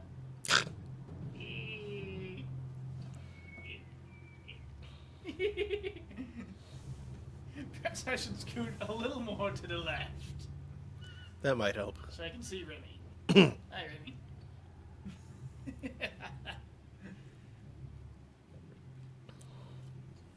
Well, if you talk to the Ravens and offer Bollervik the mead from Ravenwick, he'll give you 70 supplies in return. Oh, that'll be... Which is that's a good lifesaver. chunk. However, I really am antsy about that wall. Yeah, but we are straight out of supplies right now. Because what the guy did was go with the public house, and a day did not have to be burned fortifying the public house. So they were able to go straight to the supplies and into the wall from there.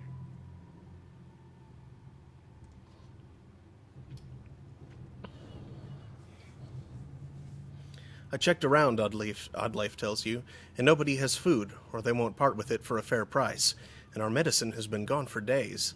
They're either gouging the prices, or it's just plain gone. She doesn't say it, but you can tell this is going to be a serious problem. Track down the Ravens, excuse me, and see what they know. Check down the... You find the massive leader of the Ravens along the docks, where they're doing their best to keep a growing number of people in check while the boats are being constructed. You question him about food supplies. Should have brought your own, he says. I can't go giving it out to every person in Borsgard. I'd kill every last bastard in this city for some good mead, though. This place has been dry for weeks. Offer the mead you picked up in Rainovic.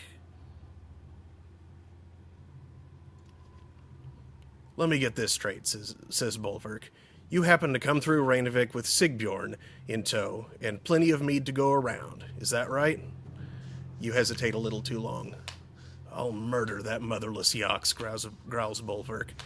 As he turns to leave, he grumbles, Bring the barrels and we'll make a trade. The caravan protests when you tell them the deal you made, but when you return with more supplies than you expected, the complaints vanish. Oh, man, they do. Alright, that is 12 days worth of supplies. Ah! Look at all those dredge. Mm-hmm. It's a sea of them. This is bad, says Avend, as Ivor points across the battlefield. Aside from the fact that we're up to our necks in dredge, a stone singer showed up. We've been losing warriors left and right. If we don't deal with it, this wall will come down by the end of the day. Dad, there's a riot at the docks, Alette runs up to you out of breath. They're trying to smash up the boats. When you calm her down, she says the Ravens are there, but she's worried that things could get out of hand. You consider what you want to do now, knowing that any of these tasks will likely take a full day. Join Ivor in defending the walls, because that needs to be handled.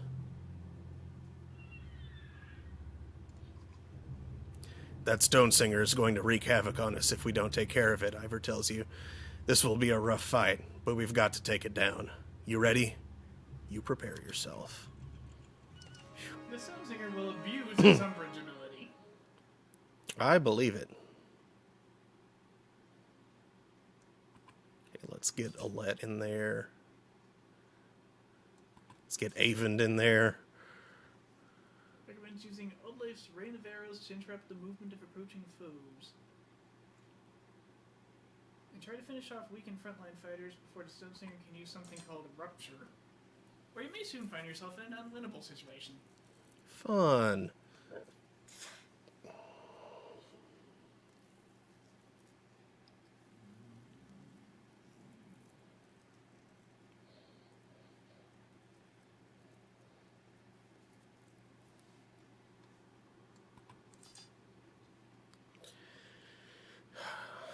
Okay. That looks good.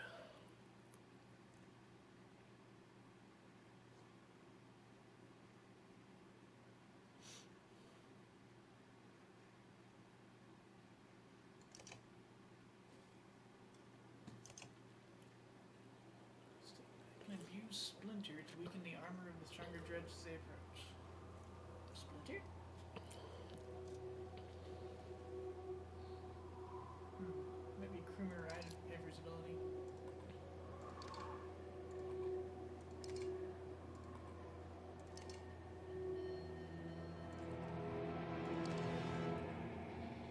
That's a lot less opponents than I was expecting to see. Yeah, me too. Still, there's a Stone Singer behind 2 heavy armor jerks. Mm-hmm. Well, one of them's a heavy armor jerk. The other one's a destroyer.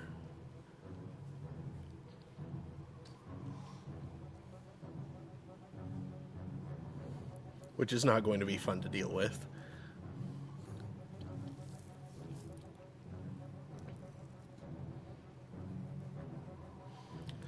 Okay. Let's, A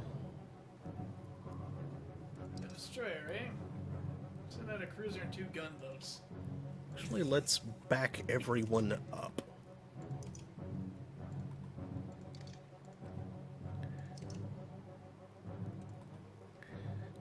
Let's let them come to us a bit.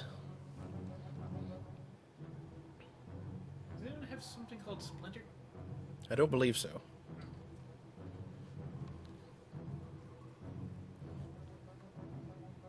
Must be commercial. Ready. Yeah.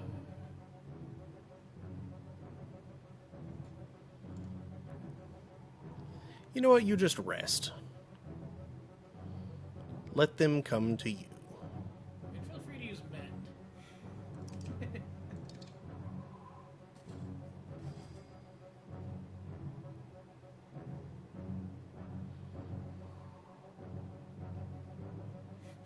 Is it casting something or just walking around? It's just walking around. Alright.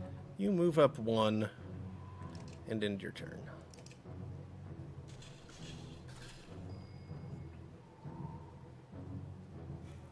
You move up and shoot. It's a North standoff.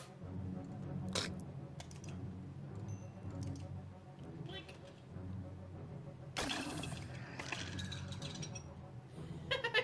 You've made it bonk the slinger of its shield? Mm-hmm. Amusing. So you can knock droids into each other. Yep.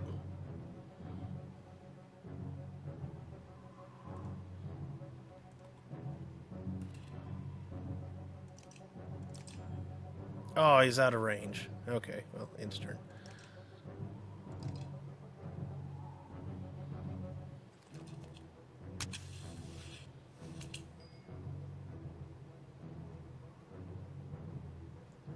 Of course they're gonna try and control the battlefield with their stupid explosives. Of course they are.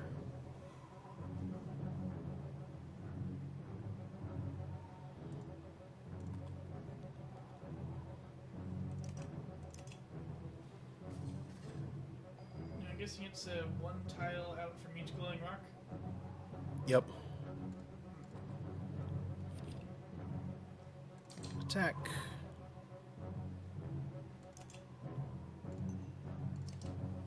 Pew to the pew, Saga! 2.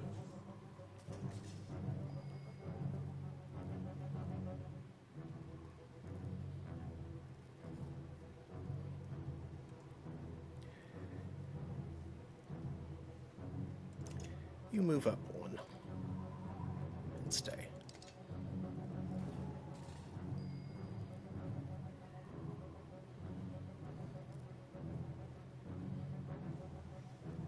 Stonefighter is just standing around looking dumb. Mm-hmm.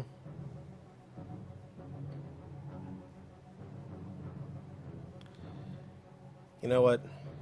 Ivor, charge in. Battering ram, I think, will be very nice right now.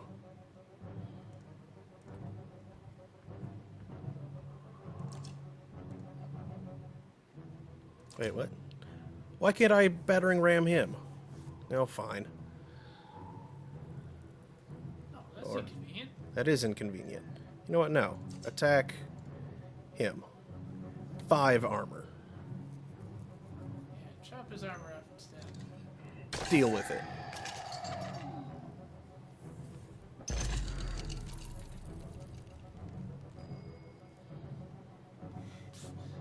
And Stone Doofus can chop his armor off. Yeah, you know, I'm actually okay with that. And you can repair the armor he just lost. Mm-hmm. You take 10 damage. 10 damage. Pew pew.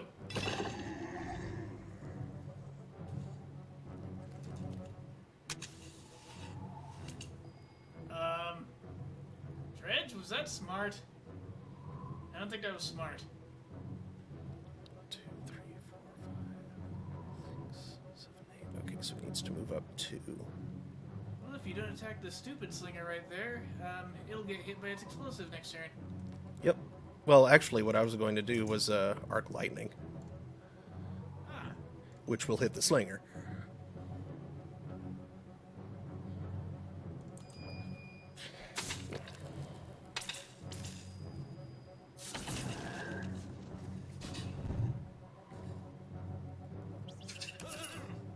Ow. Yeah, that wasn't pleasant. That's doing it.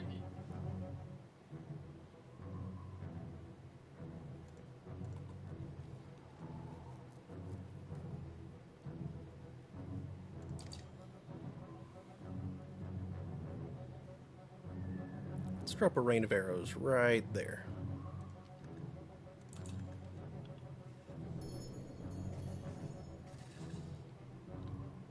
Oh no, you didn't.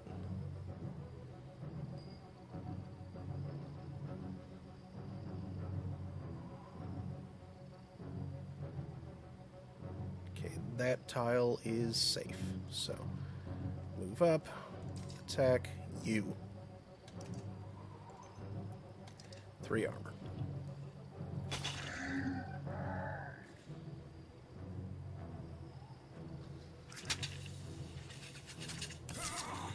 Ow. Oh, there goes Avon. Oh, crud.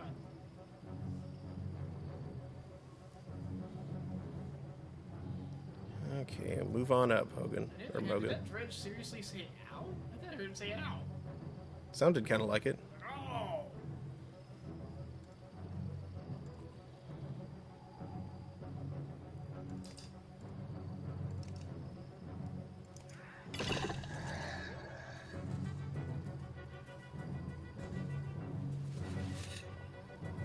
Okay, the Stone Singer's finally doing something. Looks like he's summoning. I can't get to him, but I can get to this guy. 12 damage. Yeah, buddy.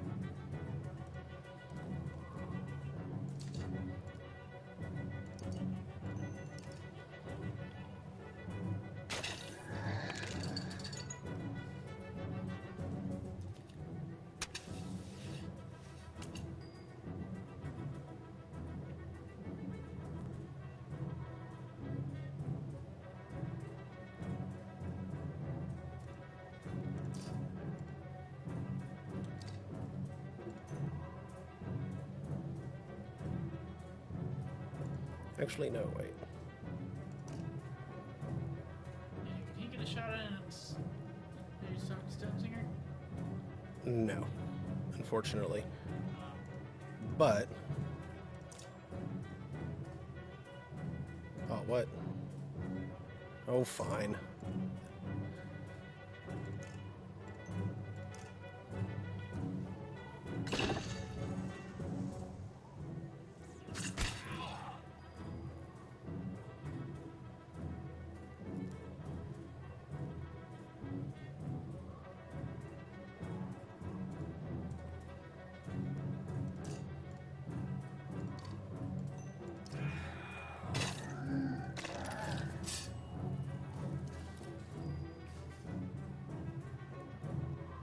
Ivor. Ah, he was using umbrage. Ah. Looks like all the jerks got 2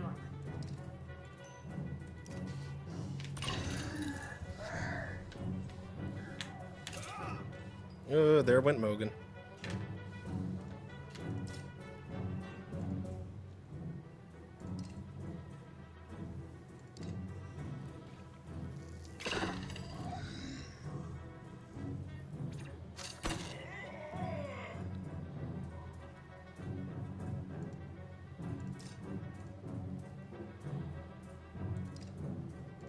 And die.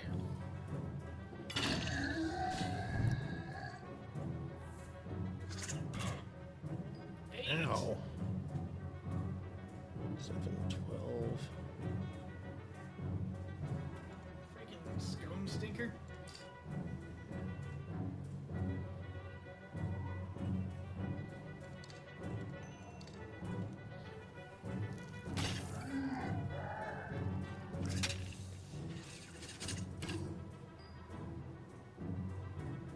Oof.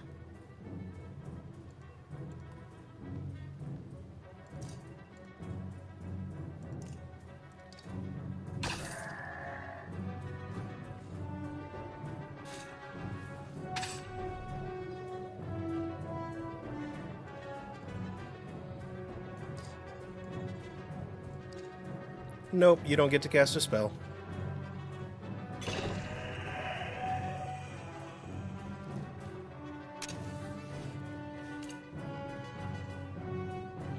Where'd the second one land?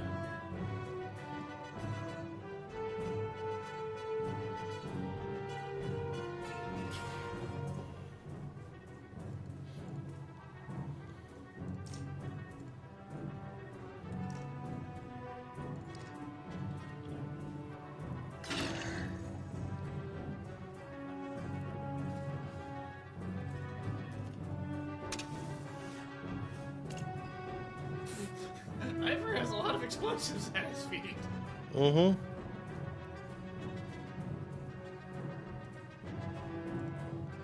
Ah, there's where another one of those went. Whoa! And I think there's another one under him. I think she moved.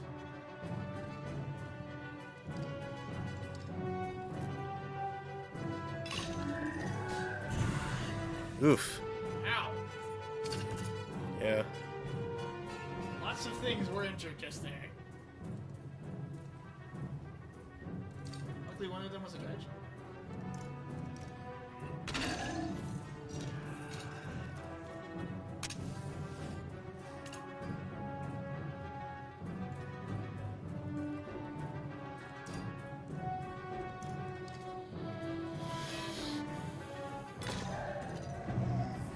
That went much better that time.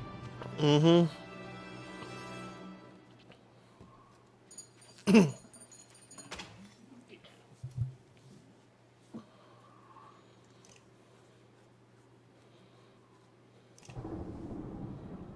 Yikes.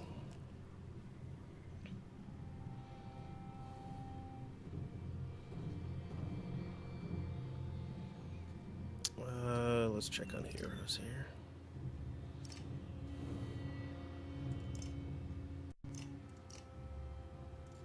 Yes, I would like to promote him, and I would like to promote her as well, but I can't do both. I think I will promote him.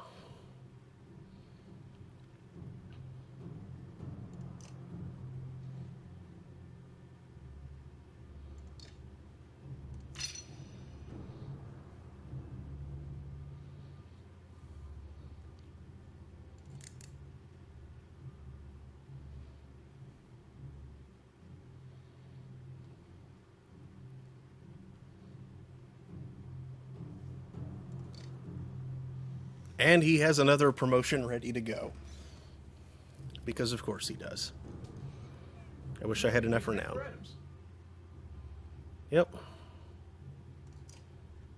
So, Rook, guess what I have for you? A sweet blindfold so you can't see when you're shooting anymore. Slightly less crit chance, but no more deflections. Yeah. Yeah, buddy. Yeah, boy. Yeah, buddy. Yeah, boy. Yeah, buddy, buddy, buddy, boy, boy, boy. Yeah, buddy.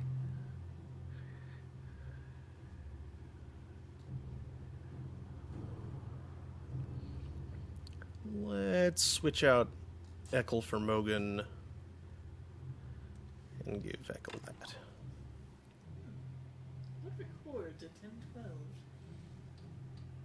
Oh, that might be the Geeks Who Drink show, because Felicia Day was going to be on there tonight.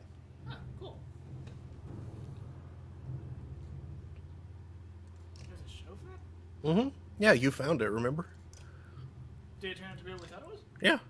Oh, cool.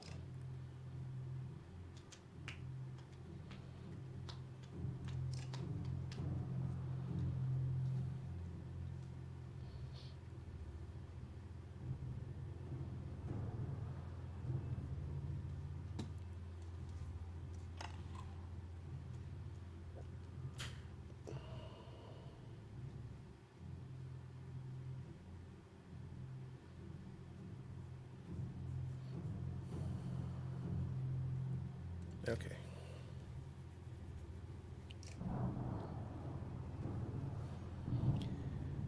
Ugh.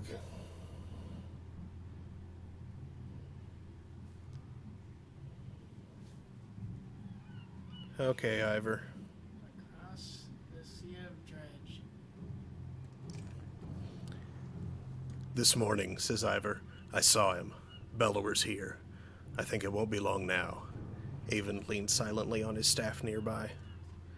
You consider what you want to do now, knowing that any of these tasks will likely take a full day.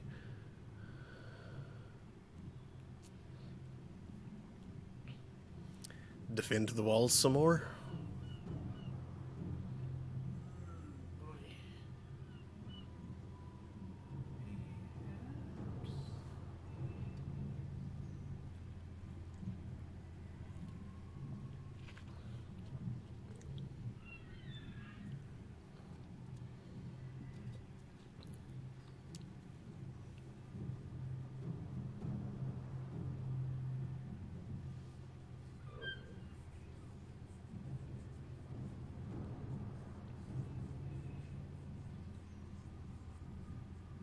DJ Mon says the riots aren't done yet?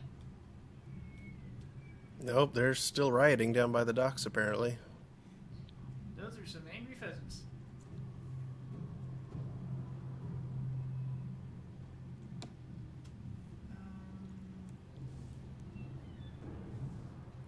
Yeah, you should probably defend the wall.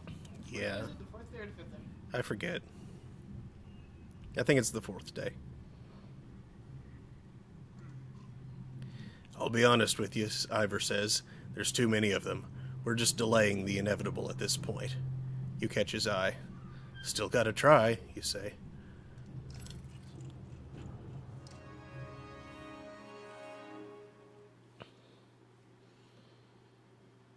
Okay.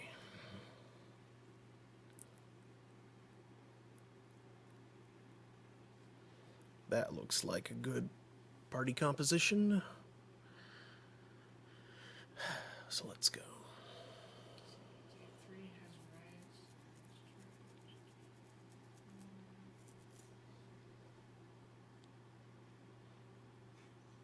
Day 4 doesn't even get mentioned, and on the 5th day, so.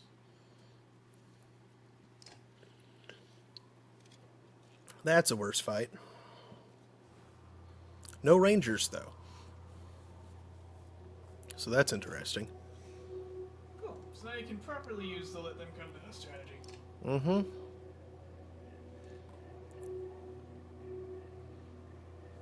Instead of getting trolled for it.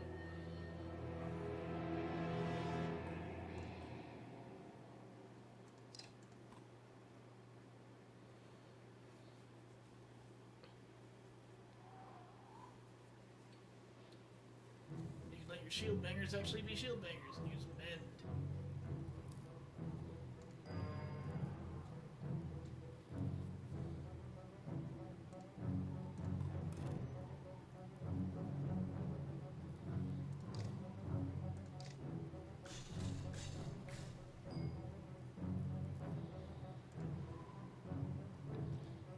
You rest. Just chill out there, Ivor.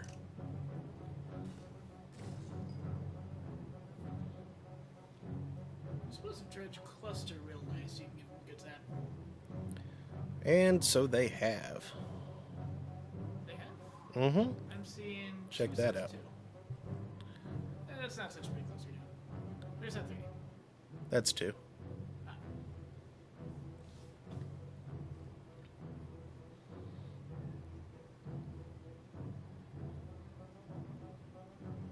You come up there. See, I'm thinking if like 5 of them wind up in a Saturn V engine formation. Cracks that. You come up behind Ivor. And yeah, you can't hit anything yet. Jets out of wage. Derp, derp.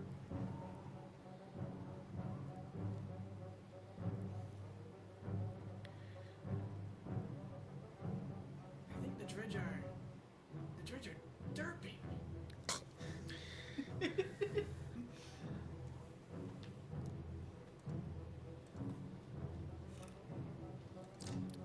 Rain of Arroz. Hey, where'd all the rice come from?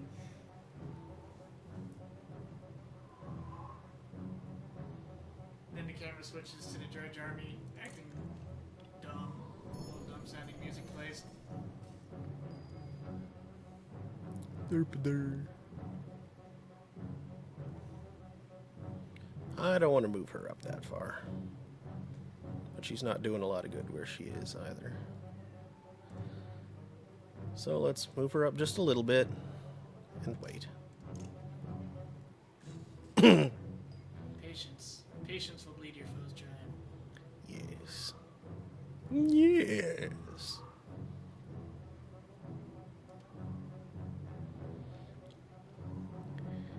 Keep resting. You got this.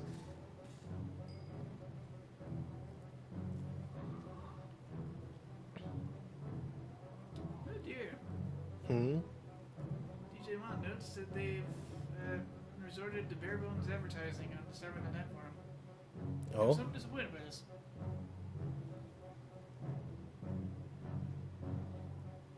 Not forum ads.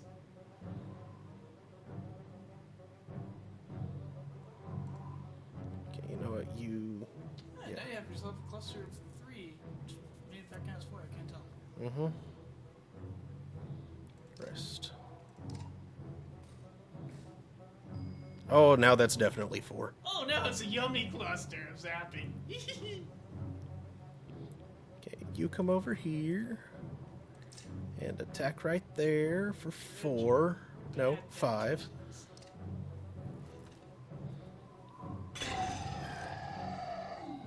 Well, now it's 3 again, but still, that is nice. Okay, so I need to 1, 2, 3, 4, 5, 6. 5, 6, 5, 6. That looks like for the better reference, spot. the advertising comment was in the context of the Geeks Who Drink thing. Ah, They just posted forum spam. Spam, spam, spam, spammy, spam, spam, spam. I say I do like spam! yeah. Ha. Attack.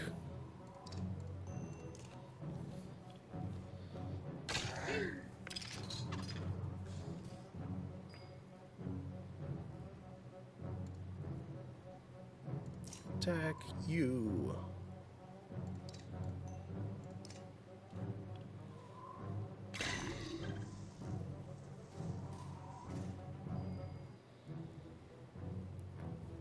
With that great range, I'm surprised he didn't shoot it in the armor. Yeah, I suppose that would have made some sense.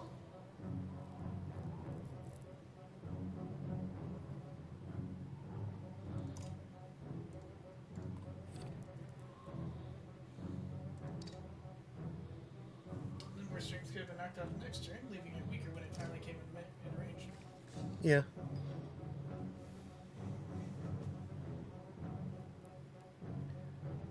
Ivor, keep chilling. You got this.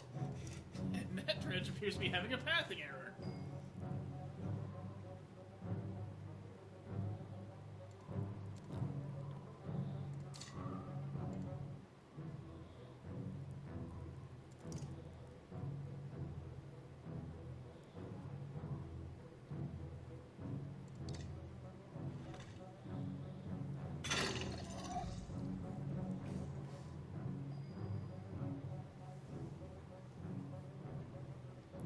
2, 3, 4, 5, 6. Excellent. Arc lightning right there.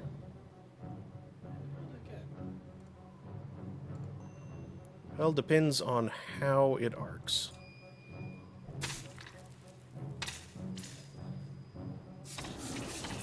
Excellent. Whoa! I didn't think several of those guys actually counted as adjacent. Hey. That was solid. Mm-hmm.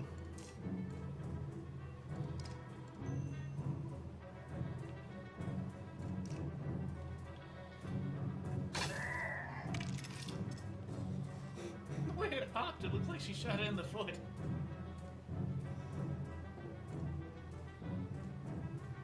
Ow, why?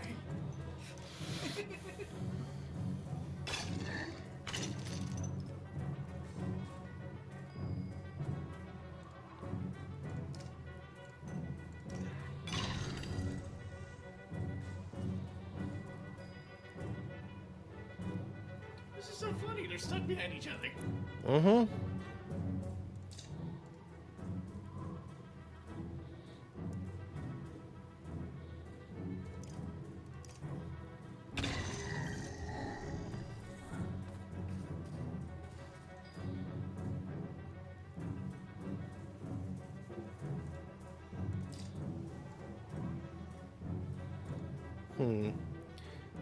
No, leave that one where he is. He's fine. Move up one and attack him. No, I don't even need to do that. Just...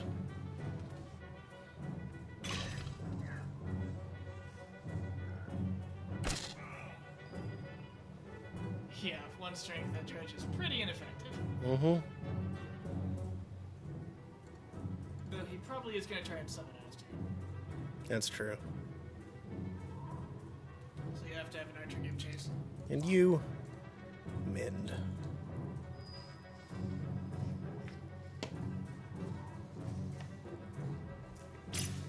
Yep, there he goes.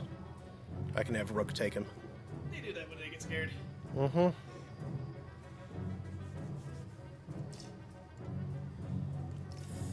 Four.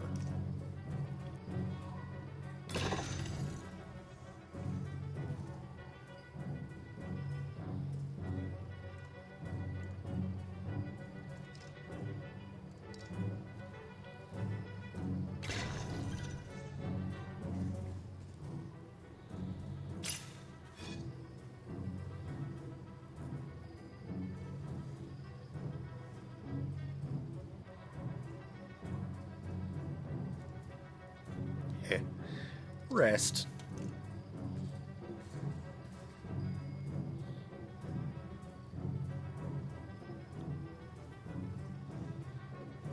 Ivor, you don't even need to move. Just kill him.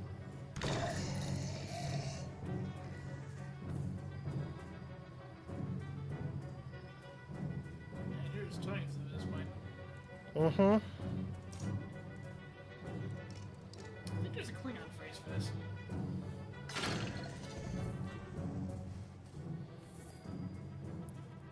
Klingon would seem the likely language to have a phrase for something like this. Translates roughly the strategy of least respect. Yeah.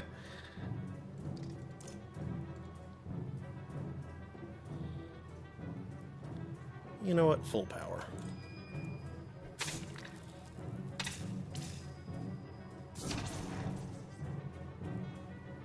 Oh, well, he summoned a guy, but it's just a little guy, so I'm not too worried. He's a fresh little guy, though, so don't want to get too close. Yeah.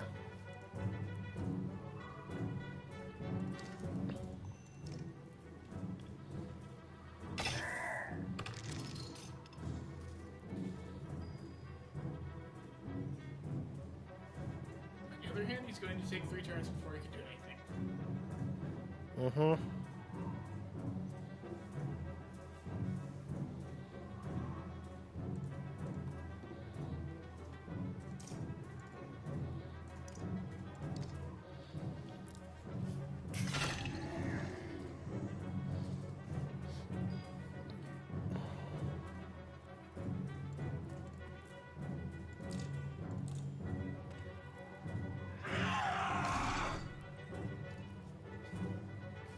I love it. Ones. I love Echo. Scream!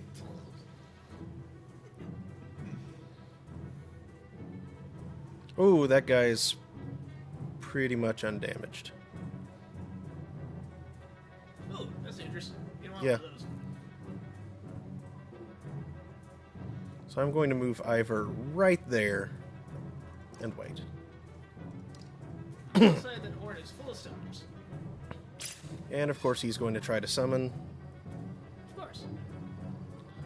So now, move one closer there, attack him for 4 armor.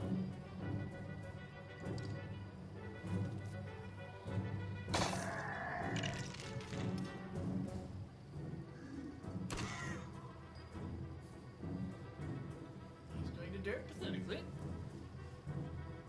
1, 2, 3, 4. Okay, you know what? Stay put.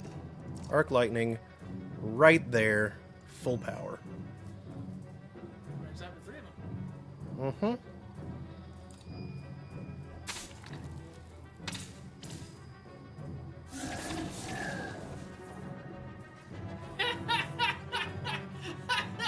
Double kill. Nice shot, Evan. That's why I say, hey man, nice shot. Good shot, man.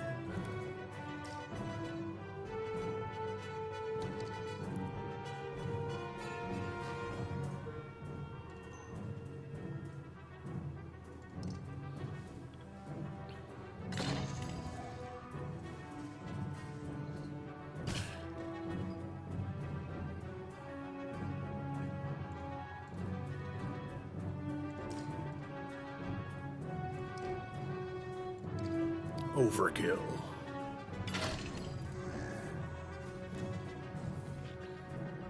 And there's that point of will back in the horn. Mhm. Again.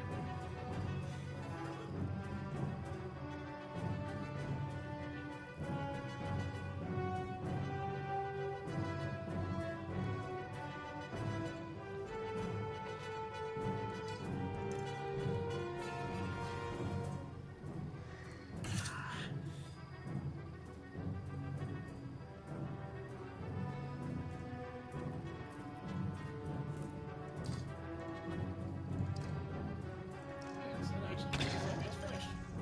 Yeah, no, it's not. Yeah. It's fine. Oh look, a new friend has shown up on the battlefield. You're accidentally farming these claws. Mm-hmm. This is fine. This is totally fine. I said accidentally farming a bunch of dredge. 2, 3, 4, 5, 6. I don't think they have that.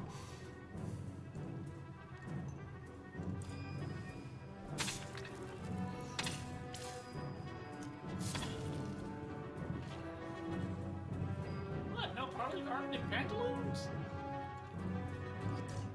That doesn't even make sense. And down you go. Sounds untoward and brutal. Village. Honk. Kabong.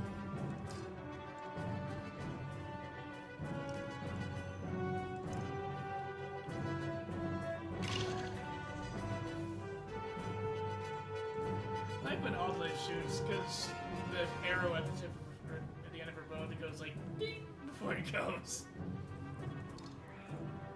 And Ekil gets the kill. So, how much renown were all those idiots worth? 12. 12. 1, 2, 3, 4, 5, 6, 7, 8, 9, 10, 11, 12.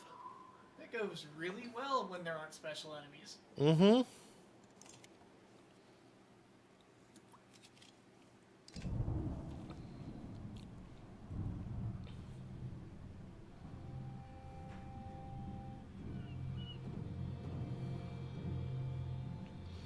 Okay, Ivor. Seems like while you're killing dredge, more dredge turn up. I Yep. think I see Bellower right there. Yep. Ivor, you begin. Can we really keep this up? Ivor looks like he hasn't slept for days. He grunts something unintelligible. The weight of the situation is crushing. Then, from far in the distance, you hear a horn. Dredge don't use horns, it occurs to you. Avon appears at your side just as a long caravan of people come into view, Dredge turning to attack them. Who is that, you ask? It can't be, says Avon. He runs toward the gates, shouting, You see their banner? It's Hakon! As you wonder how they got here, the gates are heaved open and you charge onto the field, clearing a path through Dredge. Dude. Yeah. Nice.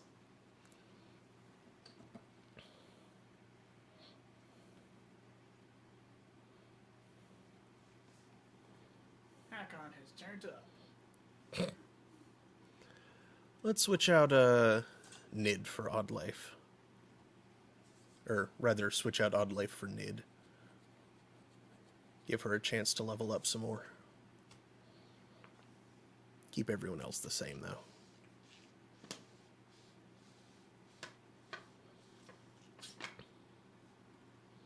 Wait, Evan was injured in that fight? I didn't even notice.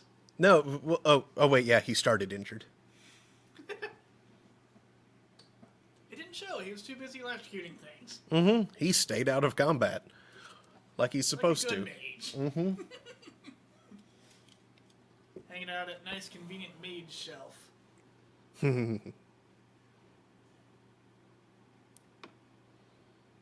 All right. Let's go. Just electrocuting dredge instead of burning lizards. And they have stone guards and range jerks. At least they don't have Scourge. But yeah, they don't have any warrior types with the summoning axes. That's nice. Let's group everybody up over here and just kind of meh. Meh. Yeah, because the two stone guards back there are going to take a while to make their way over there. Mm-hmm. If you cut down him, weaken the rangers so they stop being so much of a problem, Yep. you can leave those two dopes for last. Or even let them get up close with the rangers and just get zapped. Mm-hmm. Okay, Both ready. things are funny. You stay put. Wait. Rest.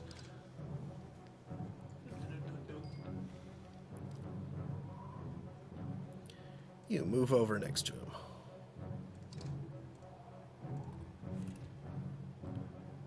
End turn. Good thing facing isn't much of a problem. Mm-hmm.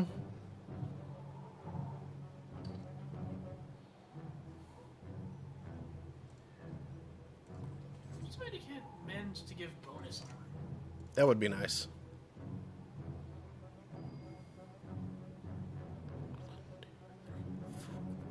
Okay, he should be able to zap him. But I guess this world and situation is too grim to have buffs.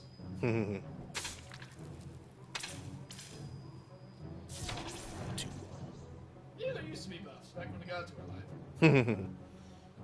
God buffs.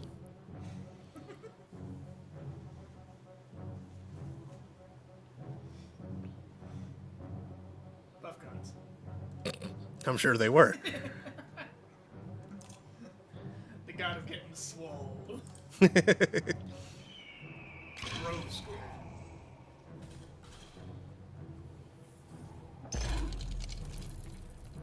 That was not very effective, That dude. usually hits harder. You kind I of guess it does suck. damage based on how far they slide. And Mm-hmm. they had backstops. Yep. So, let's make that happen. It's not nice to call fellow warriors backstops. Meh.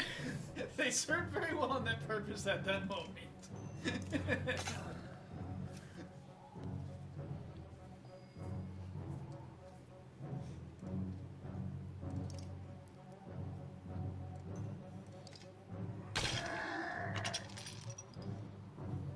Well, that was a bit shield shattering. Mm-hmm.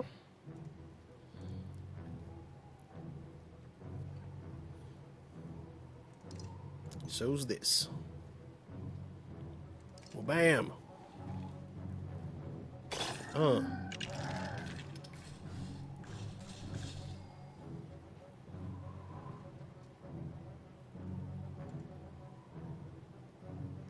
Yeah, you're not gonna zap anybody friendly.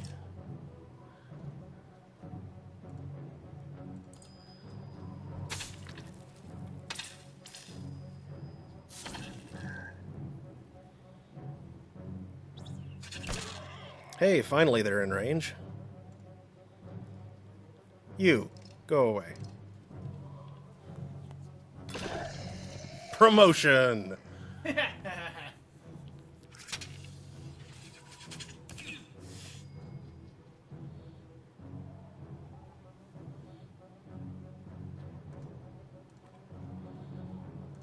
Return fire!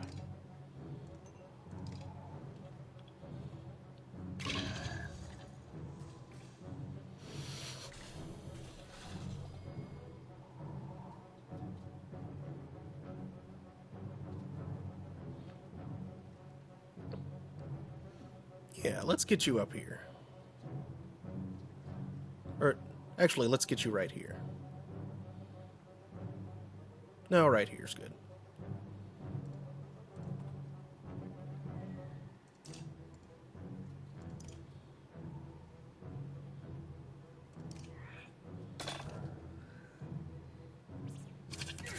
Yeah, that happens. But then I can do this.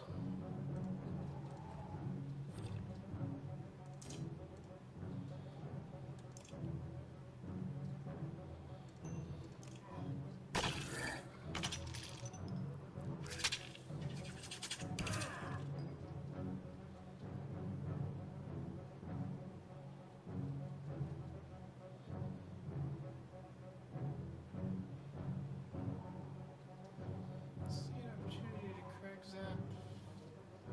Ooh, yeah, that'll be nice. 4.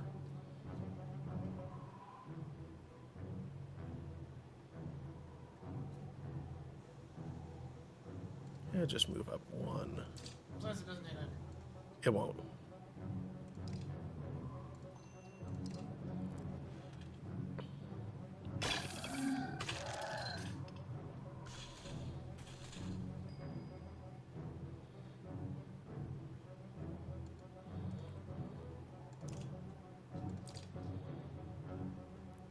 Right there.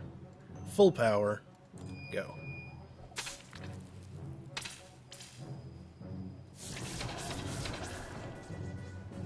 Scatter! Scatter!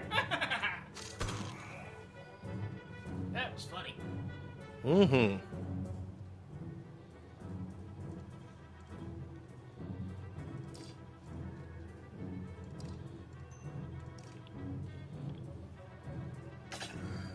Nobody knows this game has gotten fun in spite of itself. Mm-hmm. Ooh, is that a closer of 3? It... It might not say. But No.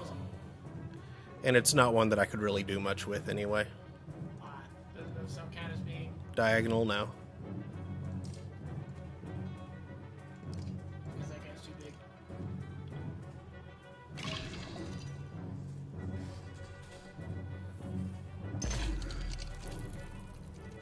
Good job. That was absolutely pointless.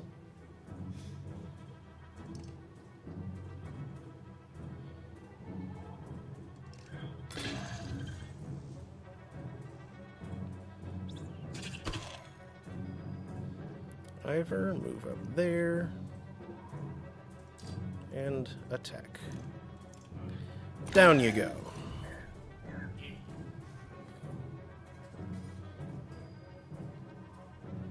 We have a nice line of 3. Mm-hmm. Well, that... Oh, yeah, that is a line of 3 there.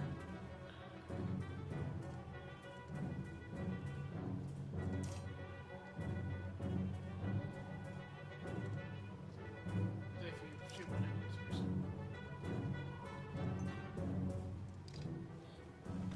If I shoot one, it'll die. Getting better. Okay, that time the knockback actually did something. Hey, finally got that ability right. Yep. Awesome. But he walked right into my trap. Mwahaha.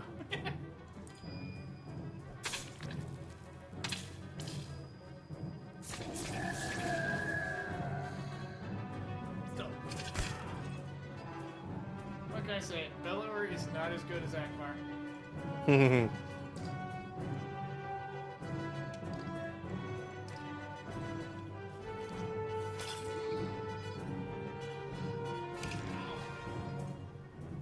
that horn's full.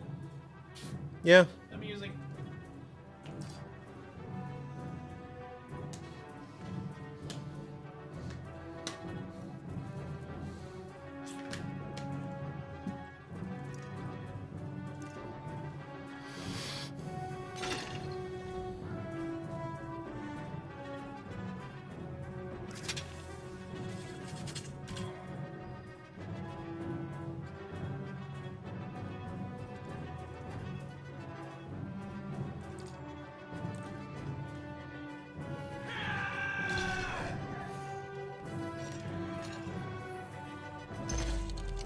Nope.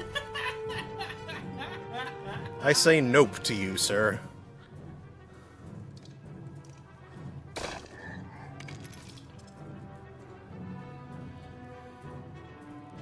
I said good nope.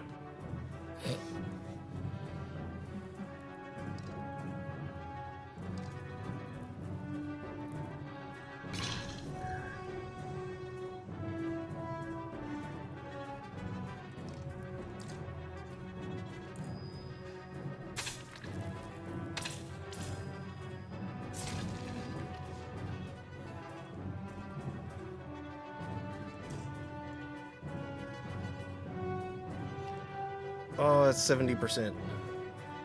You know what? I think I'll save the kill for Ekel.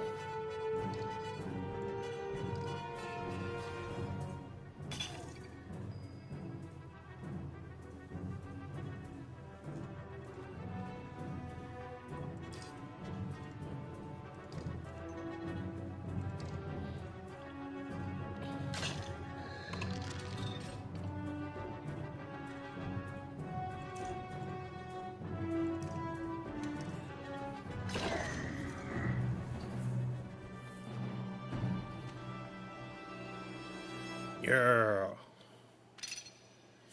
Nid promoted. Ivor promoted. 9 renown.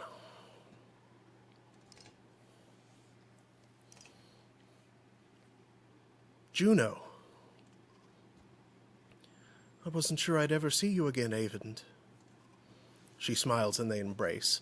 Avond is completely taken aback as though he doesn't dare believe she's real. I'm sorry I couldn't make it to Sigerholm. I ran into problems. Problems is putting it lightly. There's a mile-wide canyon practically splitting the world in two over those hills. Couldn't find a place to cross.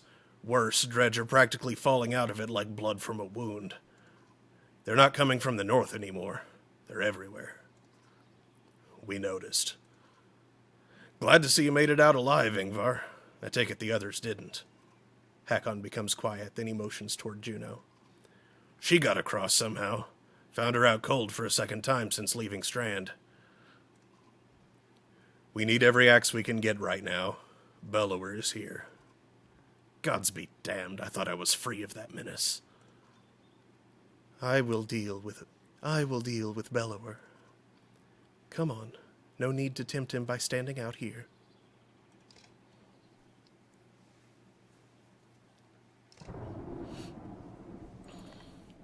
Hakon's caravan enters the city, fighting off waves of dredge as they go. To your relief, hundreds of skilled warriors are now safely in Borsgard. 280 Varl, 315 supplies. Oh, yeah. 47 days of supplies. Hakon joins you on the wall with his personal bodyguard, Moger. Behind him, the prince, Ludin, stands alone, looking miserable. I have one last trip to make. I need this one to come with me, she says, pointing to you. I'm sorry, Avond. You must wait for me one last time. Do not let the city fall before I return. It takes everything within Avon's power to hold back, but he does. She turns to you. Rook, come with me. We'll return in 2 days, maybe less if you're as quick as you look. Tell anyone who needs to know. Where? Why? Not far, says Juno. She pauses and something shifts in your vision for just a moment. I know it's hard, she says, her voice filling your head, and you've already been through a lot. As she speaks again, the rest of the world melts away. But you're needed. You can't find the words to argue.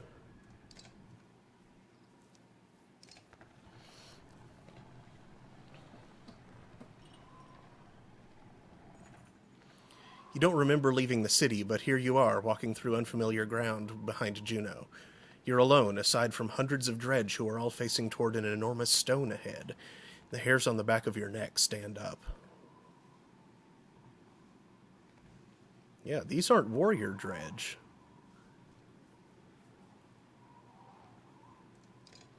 Yeah, they're just very differently. Mm-hmm.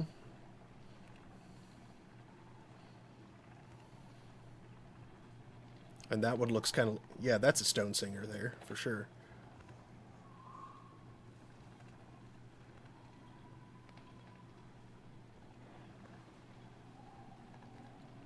And a godstone. Mm-hmm. We're at the Godstone of Stravs. You glance nervously around, but the dredge didn't seem to hear her. It's okay. You can speak. Softly. Is this where you're going to sacrifice me? Juno smiles. What could have come across as profoundly creepy looks sincere instead. No, the dredge cannot see us. To be more precise, they can see us, but I've convinced them to be unconcerned. I can understand your apprehension, though. Who are you? I wish we'd had time for a proper introduction. My name is Juno. I am on the Minder Council. You've met Avon, my apprentice. How are you doing these things? Controlling minds? I thought Minders built things and healed wounds. You are right. Minders do these things. Some of us still practice the teachings given to the Loom Mother's first creations. We are called Valka. I believe I am the only one who can influence another's mind. Then why not take control of Bellower? I learned the talent to heal minds, not control them, though even some Valka have trouble believing this. Taking control of Bellower, it is the difference between convincing a child to sit still and telling a starving bear to stop being hungry.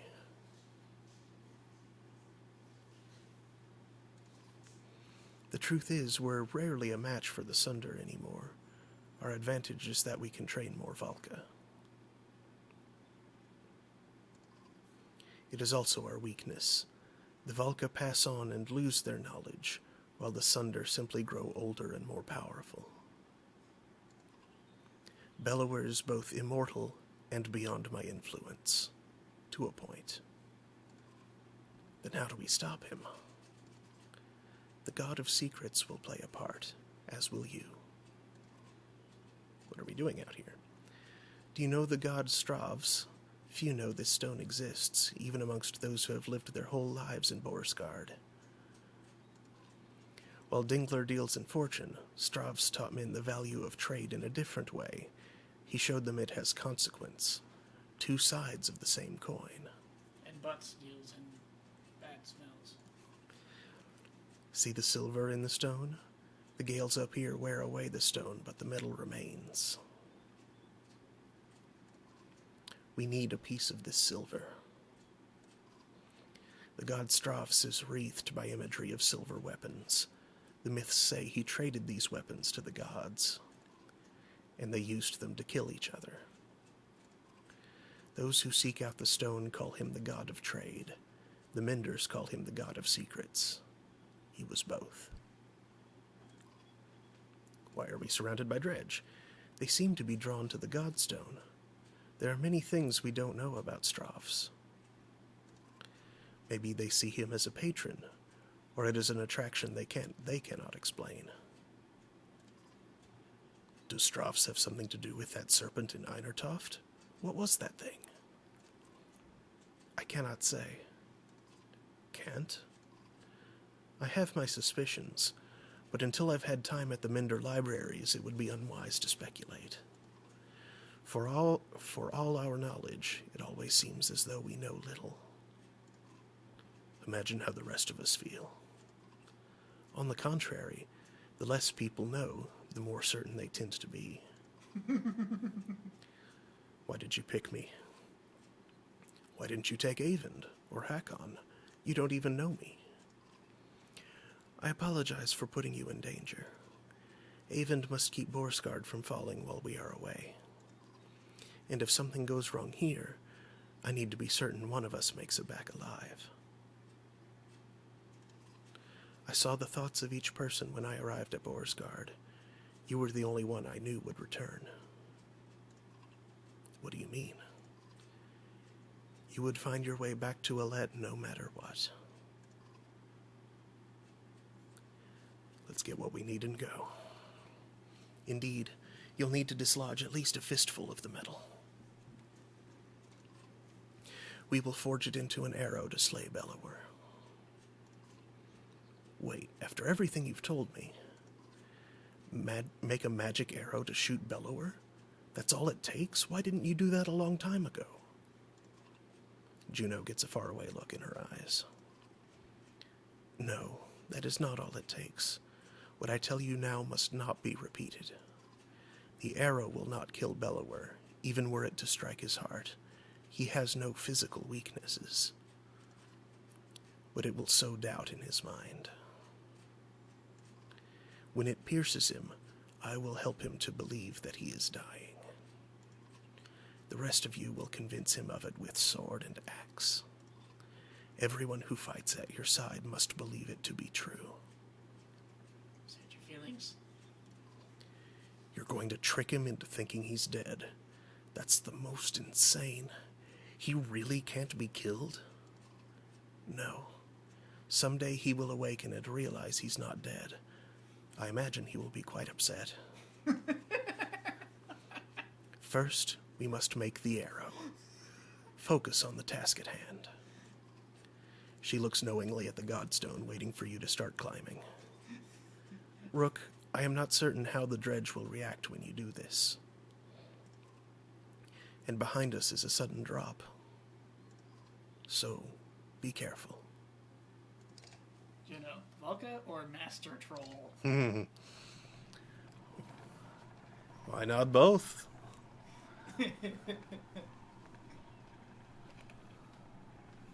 Oh, I see. The silver makes up the design. Mm-hmm. While the rock itself is being eroded by the wind. Approaching the back of the stone, you start to climb, looking for a loose piece of the silver vein. Even without looking out onto the dredge, you can feel each sinister face watching you closely, held back only by Juno's influence. Panic races through your blood. Okay, recommends to climb higher at first. All right. As you climb, you can't help but notice the stony masks of dredge lined up before the Godstone, like worshippers before an idol. Just a glimpse nearly immobilizes you. Your hand rests on a piece of silver that comes away easily. The dredge do not react. And then take the first option. Look for another piece. While you're here, you glance quickly around to see if there's any more low-hanging fruit. You're able to pry away another, smaller piece of silver ore before your nerves give out. You nimbly descend to where Juno is waiting. Well done, she says. As you walk back through the dredge, their heads turn in unison to follow. The dread that lingers and the shaking in your hands does not subside for hours.